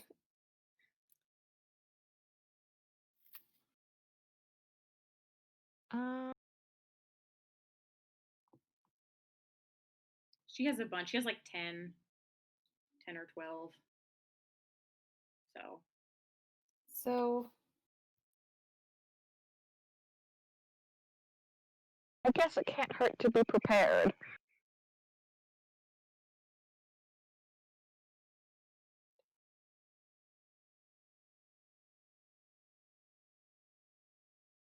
there are 4 kids missing. Yep. 2 gallons for each. If we're hoping for the best, because I think we'd all rather have them and not need them than not have them and need them. Mm-hmm. That's 8. 8 of these canteens. Okay. Yeah, you can get 8. They are 2 copper apiece. So that's pretty negligible. I'll calculate it for you anyway. Let's see. So that's going to be 1 silver and 6 copper. Okay.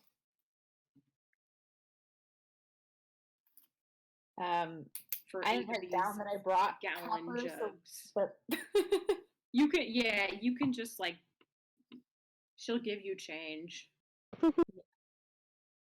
If you give her 2 silver, she'll give you 4 copper back. Okay.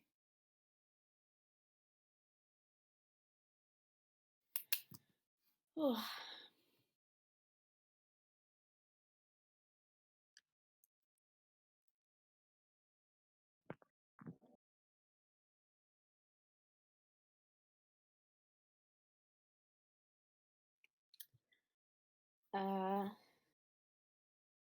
I thank her. We got our stuff. That's about it. I think that's all. Yeah. I can't think of anything else. So you walk out of there with a mirror and 8 gallon jugs.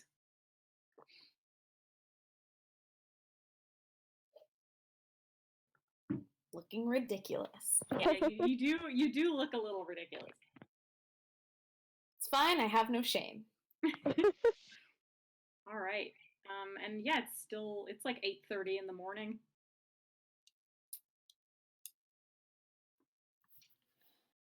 I'd like to talk to the Watchmaster as well, but if you're eager to set out now, I suppose it can wait. You want to talk to the Watchmaster? I don't know that he's going to be much help. You never know. She looks resentful. Hmm. Is he not particularly good at his job? I mean, depends on what you define as his job. He's good at organizing the guard, I suppose. He's good at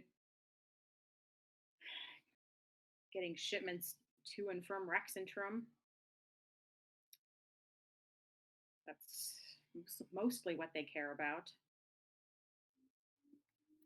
Protecting the fields, protecting the shipments.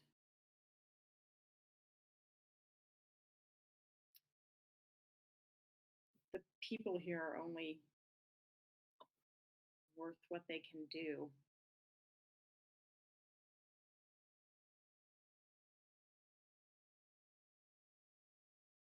Hmm.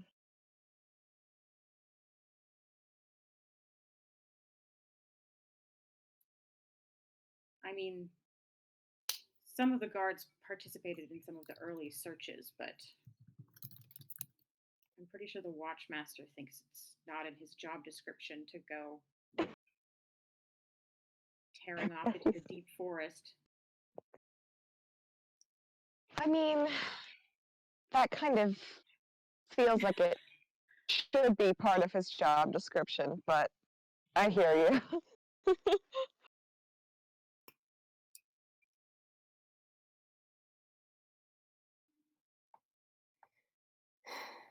Well, I bet he would know or have a record if something strange had happened to set this all off. Unless he Strange, like- caused it. Strange like what?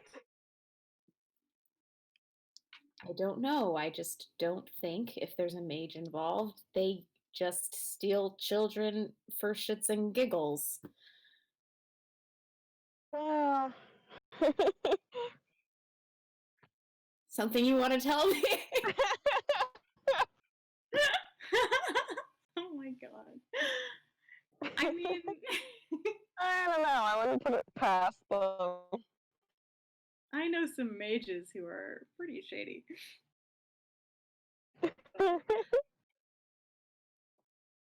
His exposure to mages is like all people shit talking the Cerberus assembly. Yeah. It's like Who's clerics Steam at the Cobalt Steam? Soul, Yeah. clerics at the Cobalt Soul, Antimony, and then like a lot, like everyone he knows in the trust talking shit. One day we're gonna meet like a nice wizard, and Atticor is just not gonna know what to do. And well, I think you probably knew a handful of like druids growing up. Like they're just around, up in Visayas Teal.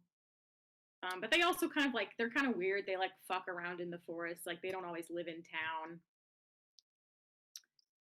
Your mother could do a little magic, but not much, and it was mostly like healing and like tracking related. It was kind of related to her her job.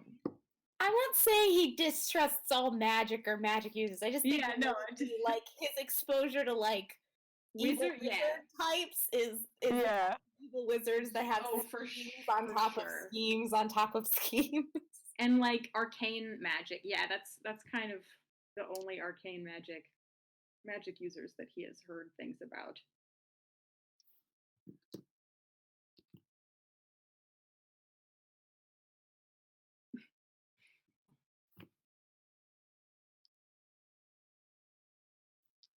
We don't have to talk to him. You can if you want to. I don't know that it will do any good. Well, then maybe it will be a short meeting.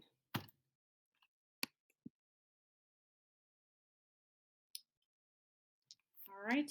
Do you mind if I don't come in with you? Suit yourself. I might have yelled at some guards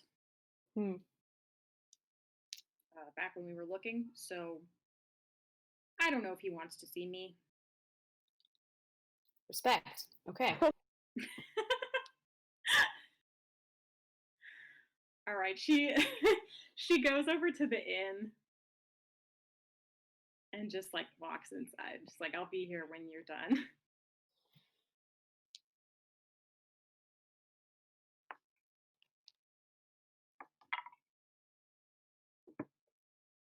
Get ready to flash your special Cobalt Soul symbol. Yeah, you guys got some stuff.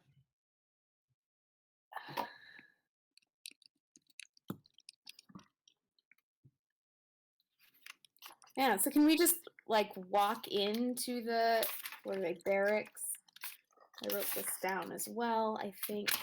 Yeah, there's like a big barracks sort of building, and then it's got like there's like stable yards. It's a big complex, sort of that the Crowns Guard have. It's probably the biggest like collection of buildings in the whole town, because there's some barracks, there's like a fenced in training yard, there's stables, and then there's like sort of an office building. And there's like there's a guard just like posted up outside the office.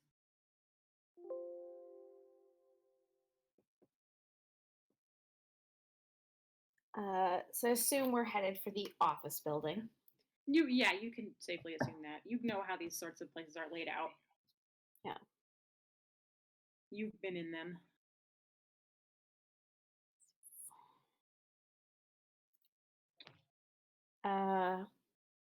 Is it just Ophelia who has like a fancy Cobalt Soul? Or we all have them? No, so she has like a full uniform, and Atacora, you have something like a uniform too. It's not as like intense as Ophelia's. But if you're wearing that, like you have a Cobalt Soul official outfit, and probably also some kind of symbol like worked into that. And then, but yeah, Ophelia has like a big like symbol of Ioun kind of thing. Yeah. That's what I'm thinking of. And then Antimony also does not. Antimony doesn't have a uniform, but she has like a little badge. My credentials. Yeah, that she can show people to be like, no, really, I'm here in Cobalt Soul business. I have a job.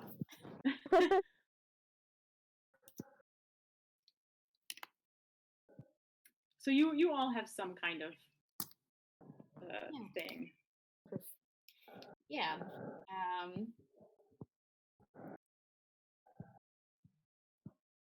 Guess I just walk up and I say, we're here on Cobalt Soul business to talk to the Watchmaster. Cobalt Soul business? And what's that? To talk to the Watchmaster. He kind of surveys all of you. Antimony, do you like have your badge out, or are you just chilling? I guess, yeah, I'll have my badge out. Okay. I think it's like a pin, like you can just sort of wear it on the outside of your clothes. Yeah. Okay. So he kind of scrutinizes all of you, and then says, wait here, I'll talk to him. And goes inside.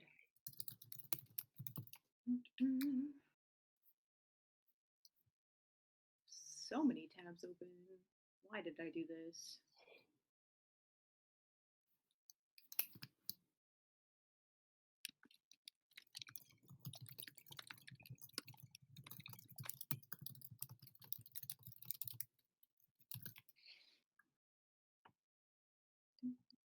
Okay, yeah, you're out there for a couple of minutes. It's not too long.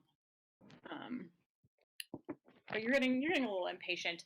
Finally, he comes back out and says,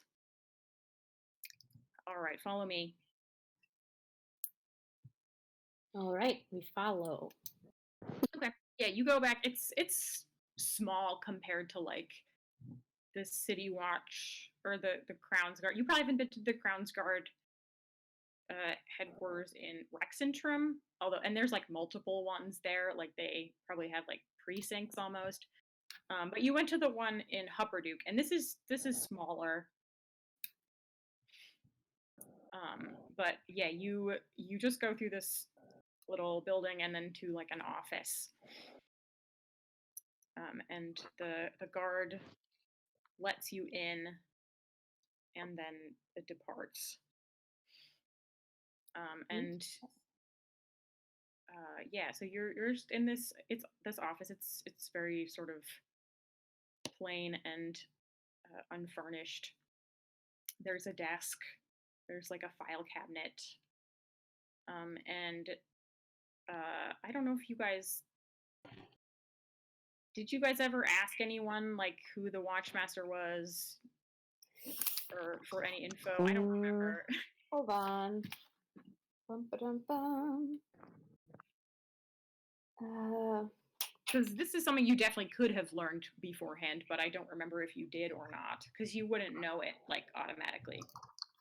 Because none of you are from this area.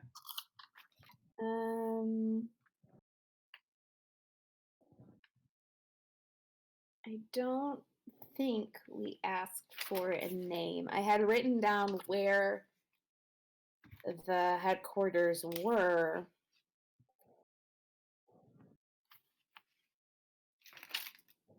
But I think that's it. I don't think I asked anything else about him.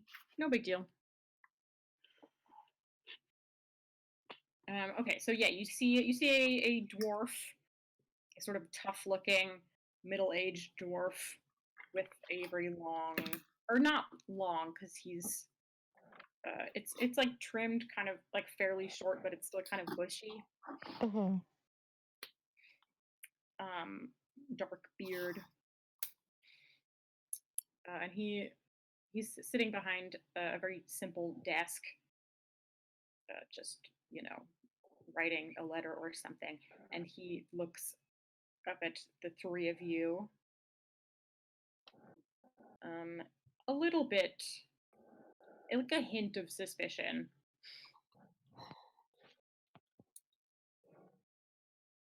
All You're the right. Watchmaster, I presume? Yes. Gustav Morgenstern, Watchmaster of Blumenthal. And you are? I'm Adakora. This is Ophelia and Antimony. We're from the Cobalt Soul. I'm hoping this won't take much of your time. We are investigating the disappearances of the 4 children. Really?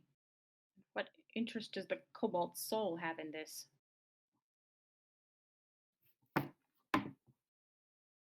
It's about time we paid more attention.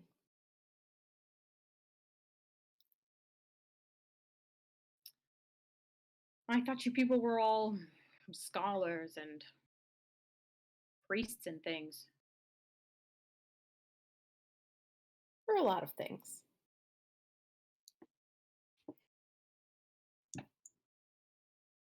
Well,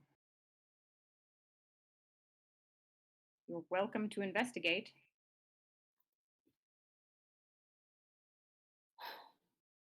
I'd like to ask you some questions about the events leading up to the disappearances. If there was anything unusual about the harvest, about people who came through, any records you have of unusual altercations or happenings. He looks a little bit thoughtful at this, and he thinks about it for a little bit. Not that I can think of. The harvest was very typical. Not quite as good as some we've had, but that happens from time to time. Nobody unusual passing through. We keep a very close eye on who comes and goes.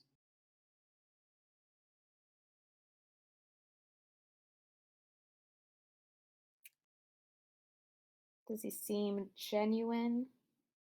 Make an insight check. Any of you can do this, by the way, to make an insight check. I do this. It doesn't have to be You just can call Atacora. me. Yeah, I'll do it. It's You high wisdom folks out there. I'm gonna do it for the heck of it, because you never know when you're gonna roll high, but that time was not it, because that was 2, which brings me up to 3. oh no. Actually, I did really pretty well on that. So 21. Okay, 21. Yeah, he seems genuine. He also seems a little bit confused. Like he's Okay. really not sure why you're asking him this. It's really not something that has like come up in this matter before. Like it's not something that anyone has talked about or thought about really. Mhm. And maybe because this hasn't occurred to him, it hasn't occurred to anybody else, and he really can't think of anything weird that happened in town that would have led to this. Okay.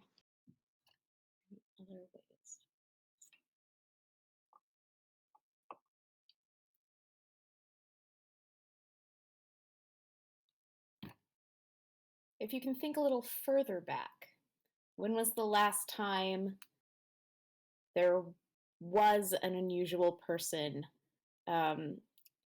Any mages in particular?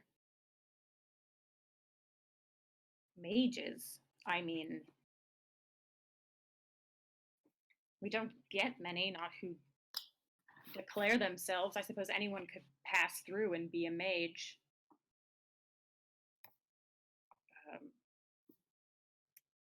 And I'm looking up a character.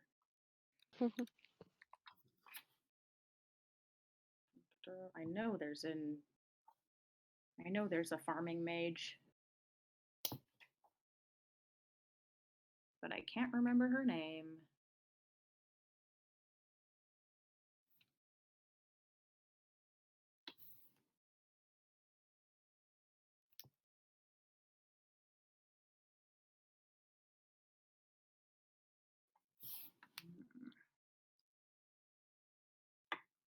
Oh fuck, this is the wrong guide. Jesus. Okay. Too many tabs. Too many tabs. Yep. Okay, here we go. I was like staring at the contents for this book, like what is any of this? And then it was the Eberron book. I was like, none of this is familiar. Where's the Cerberus Assembly? Okay. All right, Cerberus Assembly members. What is her name? Oh my God, where is it?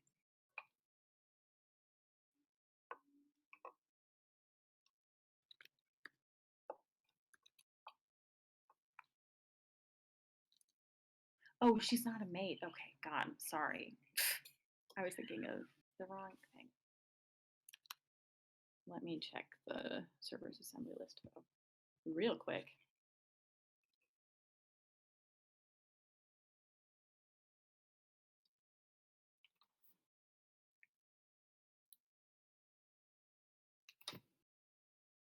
Oh, it's Ormond Haas. Okay, yeah. There's also like a bureaucrat who's in charge of farm stuff. And I was thinking that she was a mage, but she is not a mage. Yeah, Ormond Haas is the Archmage of Cultivation. Okay, yeah, he says, well, the Archmage of Cultivation was here about a month ago, just checking everything. But that's very normal. He's not here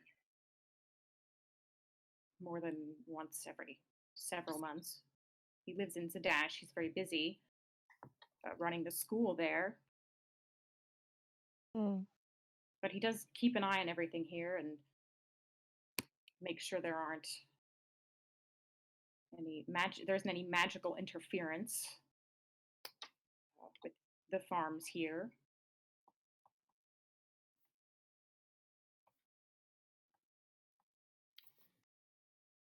Does he ever check for magical interference in the woods? Not that I know of.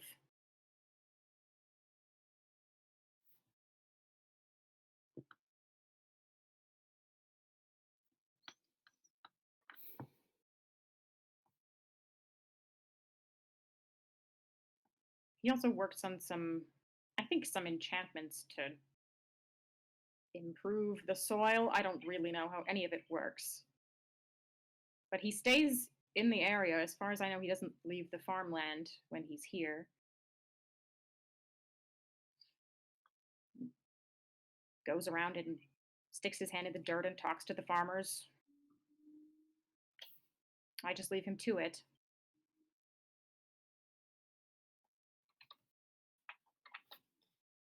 Interesting. I can't believe Ormond Haas cursed this town.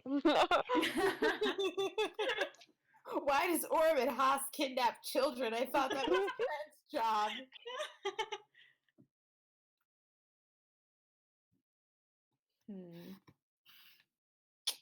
Out of character. Is there anything else you gotta ask this guy? Doesn't like he knows anything. So I might just be on the wrong track, but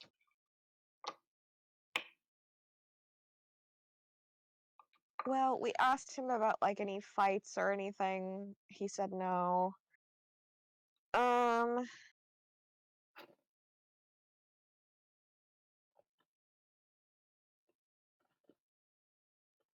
we asked about fights and he didn't mention any. He didn't say explicitly that there weren't any. He just said nobody Right. will come through. The harvest was typical. I don't think you Nobody asked him did. about fights. You just asked him if any weird had happened. So I mentioned altercations. Oh, altercations. Okay, yeah, he didn't say anything about that. Yeah.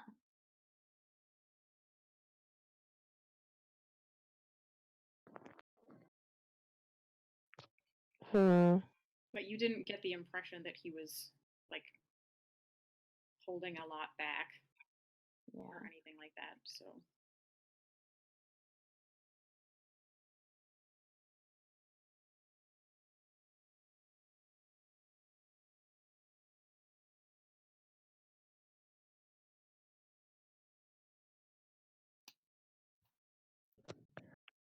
I don't know. I mean, yeah, about fights specifically, he would have said like, I mean, the farmers are always getting into brawls with each other, and occasionally, I'm sorry to say, so do the guards.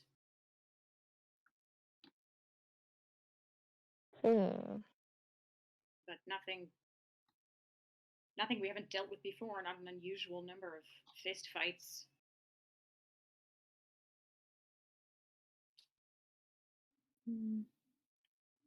It's not as if the people around here are very well armed, besides the soldiers and the guard. And most of our righteous brand soldiers have gone to the front, so we're a little short-handed at the moment as it happens.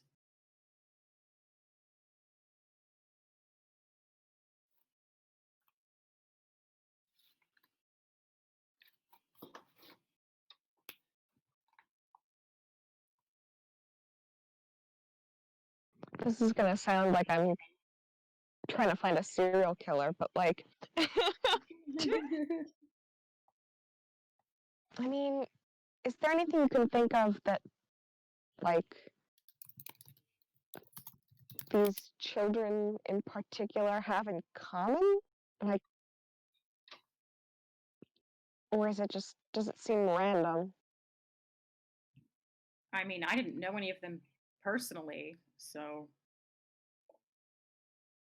I assume they knew each other. Most people around here do. They were all close in age. They all went into the forest.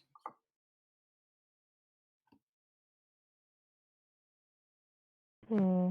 I mean, you could talk to the families if you wanted to try to find some other connection between them, but pretty much everyone here at least knows each other Right. or is related to everyone else by marriage or something. Hmm. Special passes victims unit What? in the Discord chat. Oh, I'm not looking. Sorry.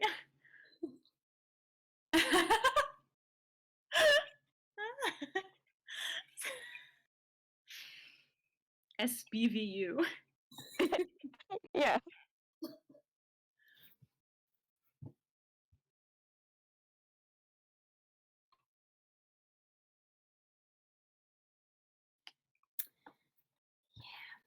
Can't really think of any other questions that are useful. Yeah. Anything I like- think this guy doesn't know much. All right. Well, thank you for your time. He just gives you like a nod. He hasn't been rude exactly, but he's, very like down to business. Yeah. Mhm. Hey, he cooperated. That's a little more than I was expecting, honestly. I was ready to introduce him to the canon if things went. The cannon. The gang kills the Watchmaster of Blumenthal? I wasn't thinking kill, just harass him a little. All right, that would have been a lot of smoke, though. Yeah, but it's fine. He cooperated. It's not like I really Yeah. wanted to beat up a Crown's Guard, I guess. I mean, you could have given him a lot more shit than you did, so Yeah. you were Well, you were see? pretty polite. Atticus' style is to give shit to his friends.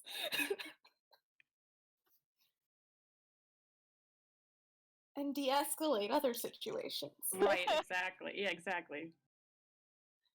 Which is unfortunate for me. All right, so you guys leave the Crown's Guard headquarters. Yeah. Yes. Not a lot of ceremony to to that. All right, yeah, you just leave the you go back to the inn. You see Ingrid there, just like sitting at the bar, drinking a pint. It's 9 o'clock in the morning. She sees you guys and just like downs the rest of her drink and gets up. Well, did you get anything out of him? Not really.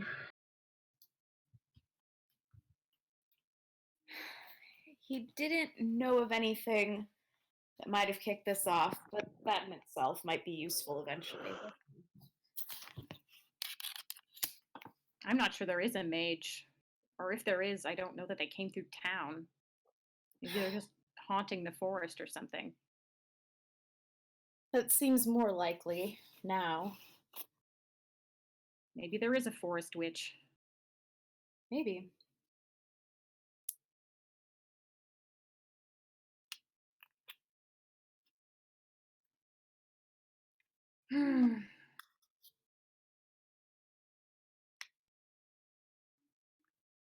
Well, do you have anything else you want to do, or?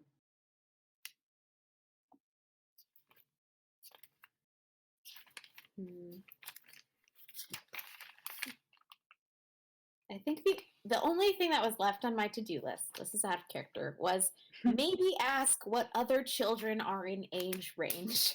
Yeah, right.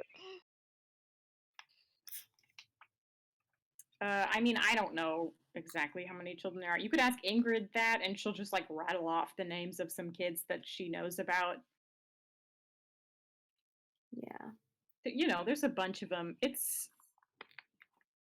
the population here isn't super tiny. I think there's a. Let me look up what the population is of Blumenthal.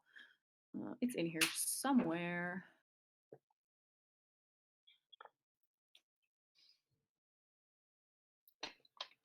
It actually has like a fairly significant population, but I kind of imagine like everyone is very spread out. Okay. Yeah. And there's the city. There's like not much of a city center. It's just like everything is farmland except for the guard headquarters, the inn, the store, the craftspeople, and then like some other government buildings, the temple. That's all kind of in the same spot. And then other than that, it's just like spread out. But of course, people still, know and talk to each other. Yeah.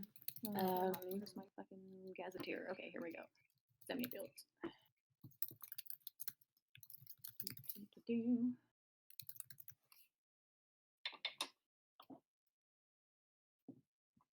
Yeah, the population of Blumenthal total is around, it's like a few thousand people. So like 3,000 people. So not everyone knows each other, but like they all know someone who knows someone who married someone's cousin. Like it's all, Right.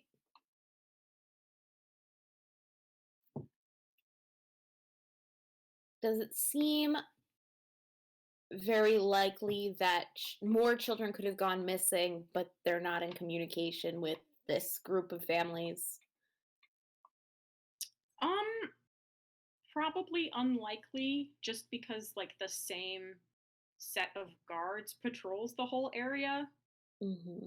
and like they're all checking in with each other. So even if like some families in the far northern area and some families in the far southern area like didn't know each other at all, the watchmaster would probably know about it, and like the guards and whoever was in town, and word would probably get around.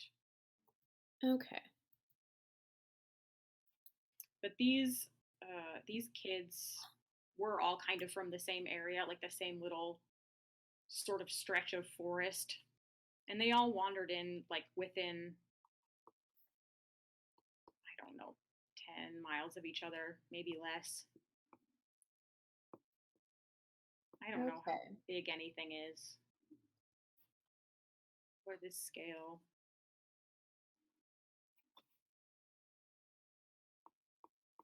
But if there had been more further away, we probably would have heard about it by now. You probably would have. Yeah, someone like, even if a kid disappeared over there, like they would probably have already heard about these kids disappearing and it would get reported. Like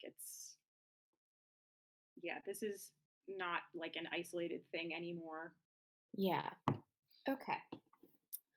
Then I think that's about it. Yep. Back into the woods. All right. So yeah, Ingrid is she's gonna head back to the Meisner house because she has to get her weapons and things. Mm-hmm.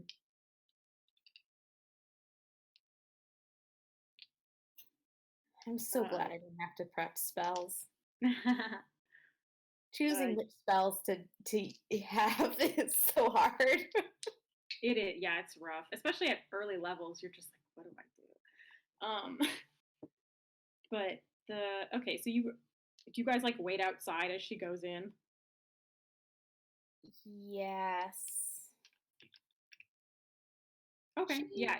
She didn't tell us how they were coping with it, and we didn't ask. No, she didn't really say anything. And I don't want to find out the hard way. Yeah. Okay. You guys are standing out there for like maybe a minute when Anya comes outside, just like sticks her head out the door and says, Oh, she left you to wait out there in the cold? Why don't you come inside? Yes, ma'am. Fair enough. Okay.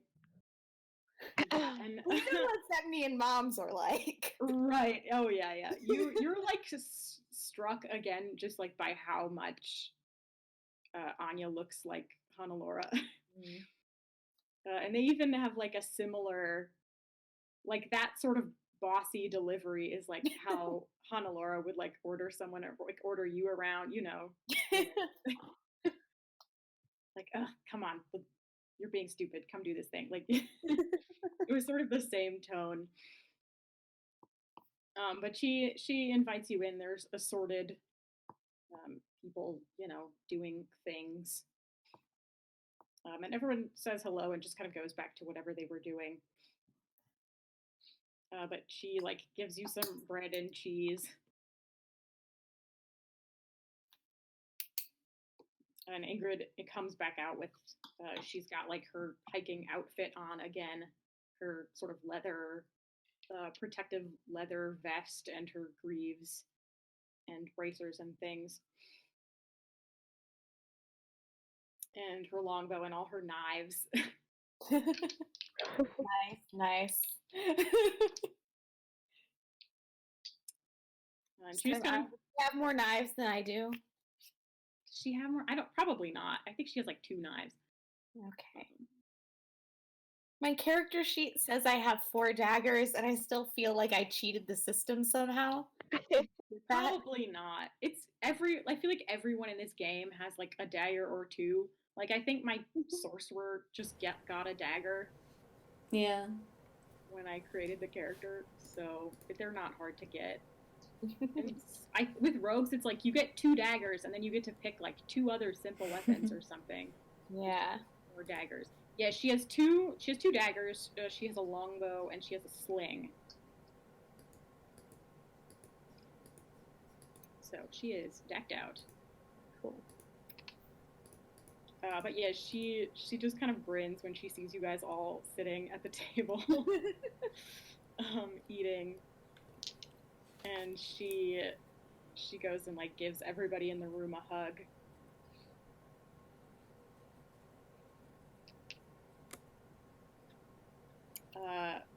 Anya's like trying not to cry a little bit. Yeah. All right, I'll see you all, well, later. We'll try to be back before dark, but we might have to camp in the forest, so don't worry too much, all right? Mm-hmm.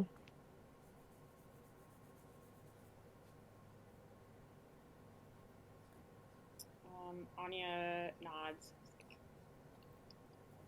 All right, just be careful.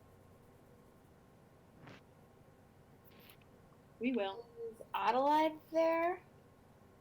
Adelaide, yeah, she's here. She's kind of doing exactly the same thing she was when you guys met her. Like she's been sitting in her corner, spinning yarn this whole time, just kind of observing. How does she seem with this? She's kind of blunt. Wondering if maybe just wondering how this is affecting her in particular.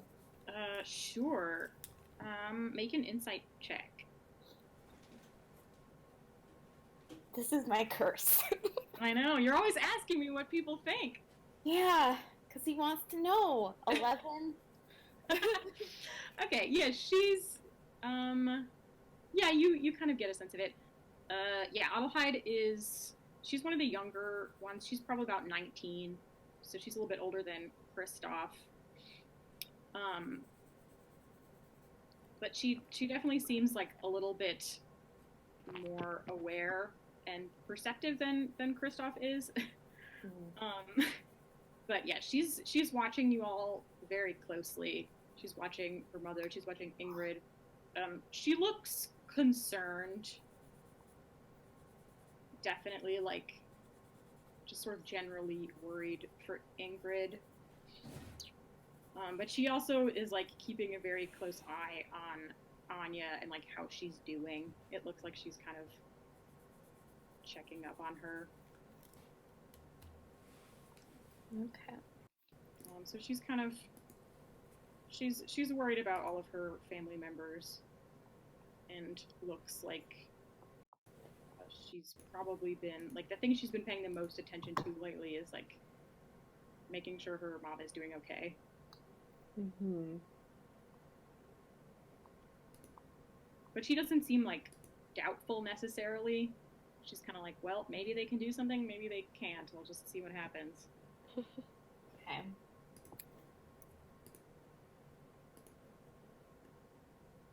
They went in one time and came back, so maybe they can do it again. They were gone for a while.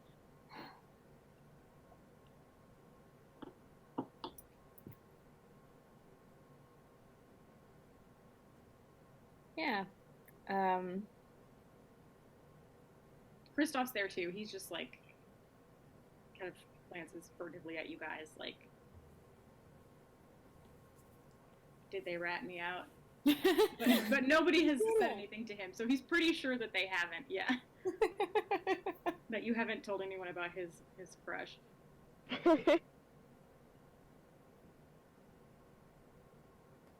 Yeah, I will look at each of them, a little eye contact and do a little salute. like a little two-fingered.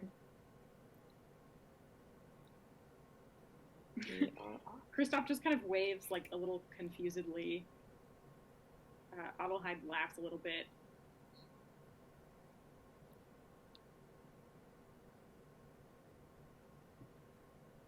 Guess we're off. All right. So you guys head off into the forest again. You have the whole, really most of the day ahead of you. It's probably only about 9:30 in the morning, we'll say. Maybe like 10 in the morning. You guys kind of did a lot of stuff. Mm-hmm. And walked around a bunch. Okay, so it's 10 a.m. You are heading into the dark forest, and I think I'm going to call it there because it's getting late. That's fair. And if you go into the forest, there's just going to be a million things to do, so. Yeah. Yeah. A million percentile based. So many. Did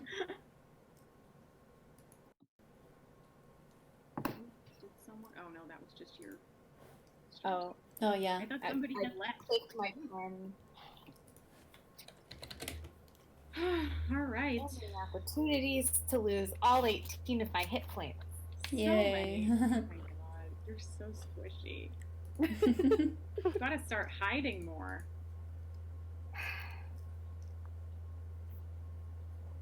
Yeah. That's Yeah. what I did as a low-level rogue. I just hid all the time. Yeah. I wanted to stab the tree.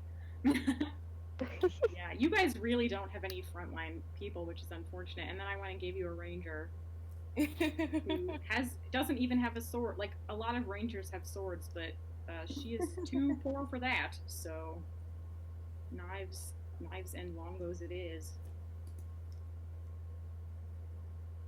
I have a rapier. I could try that sometime. You could, yeah, that would probably work. It doesn't solve the squishiness. No, that's No. the rangers are a little more durable. 'Cause they have that D10 hit die. But yeah, you're about ready to go try and solve a mystery. So we'll pick that up next time. Thanks for playing. I had a lot of fun. Yeah. I forgot I have assassinate. Okay, never mind. You sure do. Not that it would have. Do you have to go first, or do you just have to go before the bad guy? You just have to go before the bad guy. You have advantage on Okay. attack rolls against a creature that hasn't taken a turn in combat yet. Oh yeah, then yeah, you better remember that because Yeah. those trees are slow. Yeah. Okay. Keep that in mind. Yeah, keep I've been forgetting about some of Ingrid's stuff because I've played a ranger before up to like a fairly high level, but it was a different subclass of ranger. So she has some fun stuff that I have never really dealt with. Mhm. Yeah.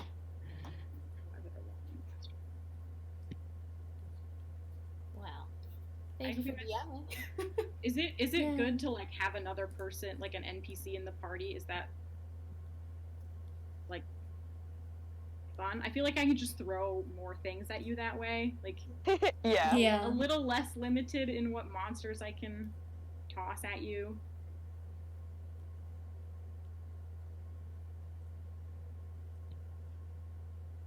Yeah, I like hanging out with NPCs. It's fun. Yeah. Okay. All right. Then good night, everybody. We'll talk Night. to you later. And, Good night. you know, let me know if you have any questions in the meantime. Sure. All right. Okay, bye-bye. Good night.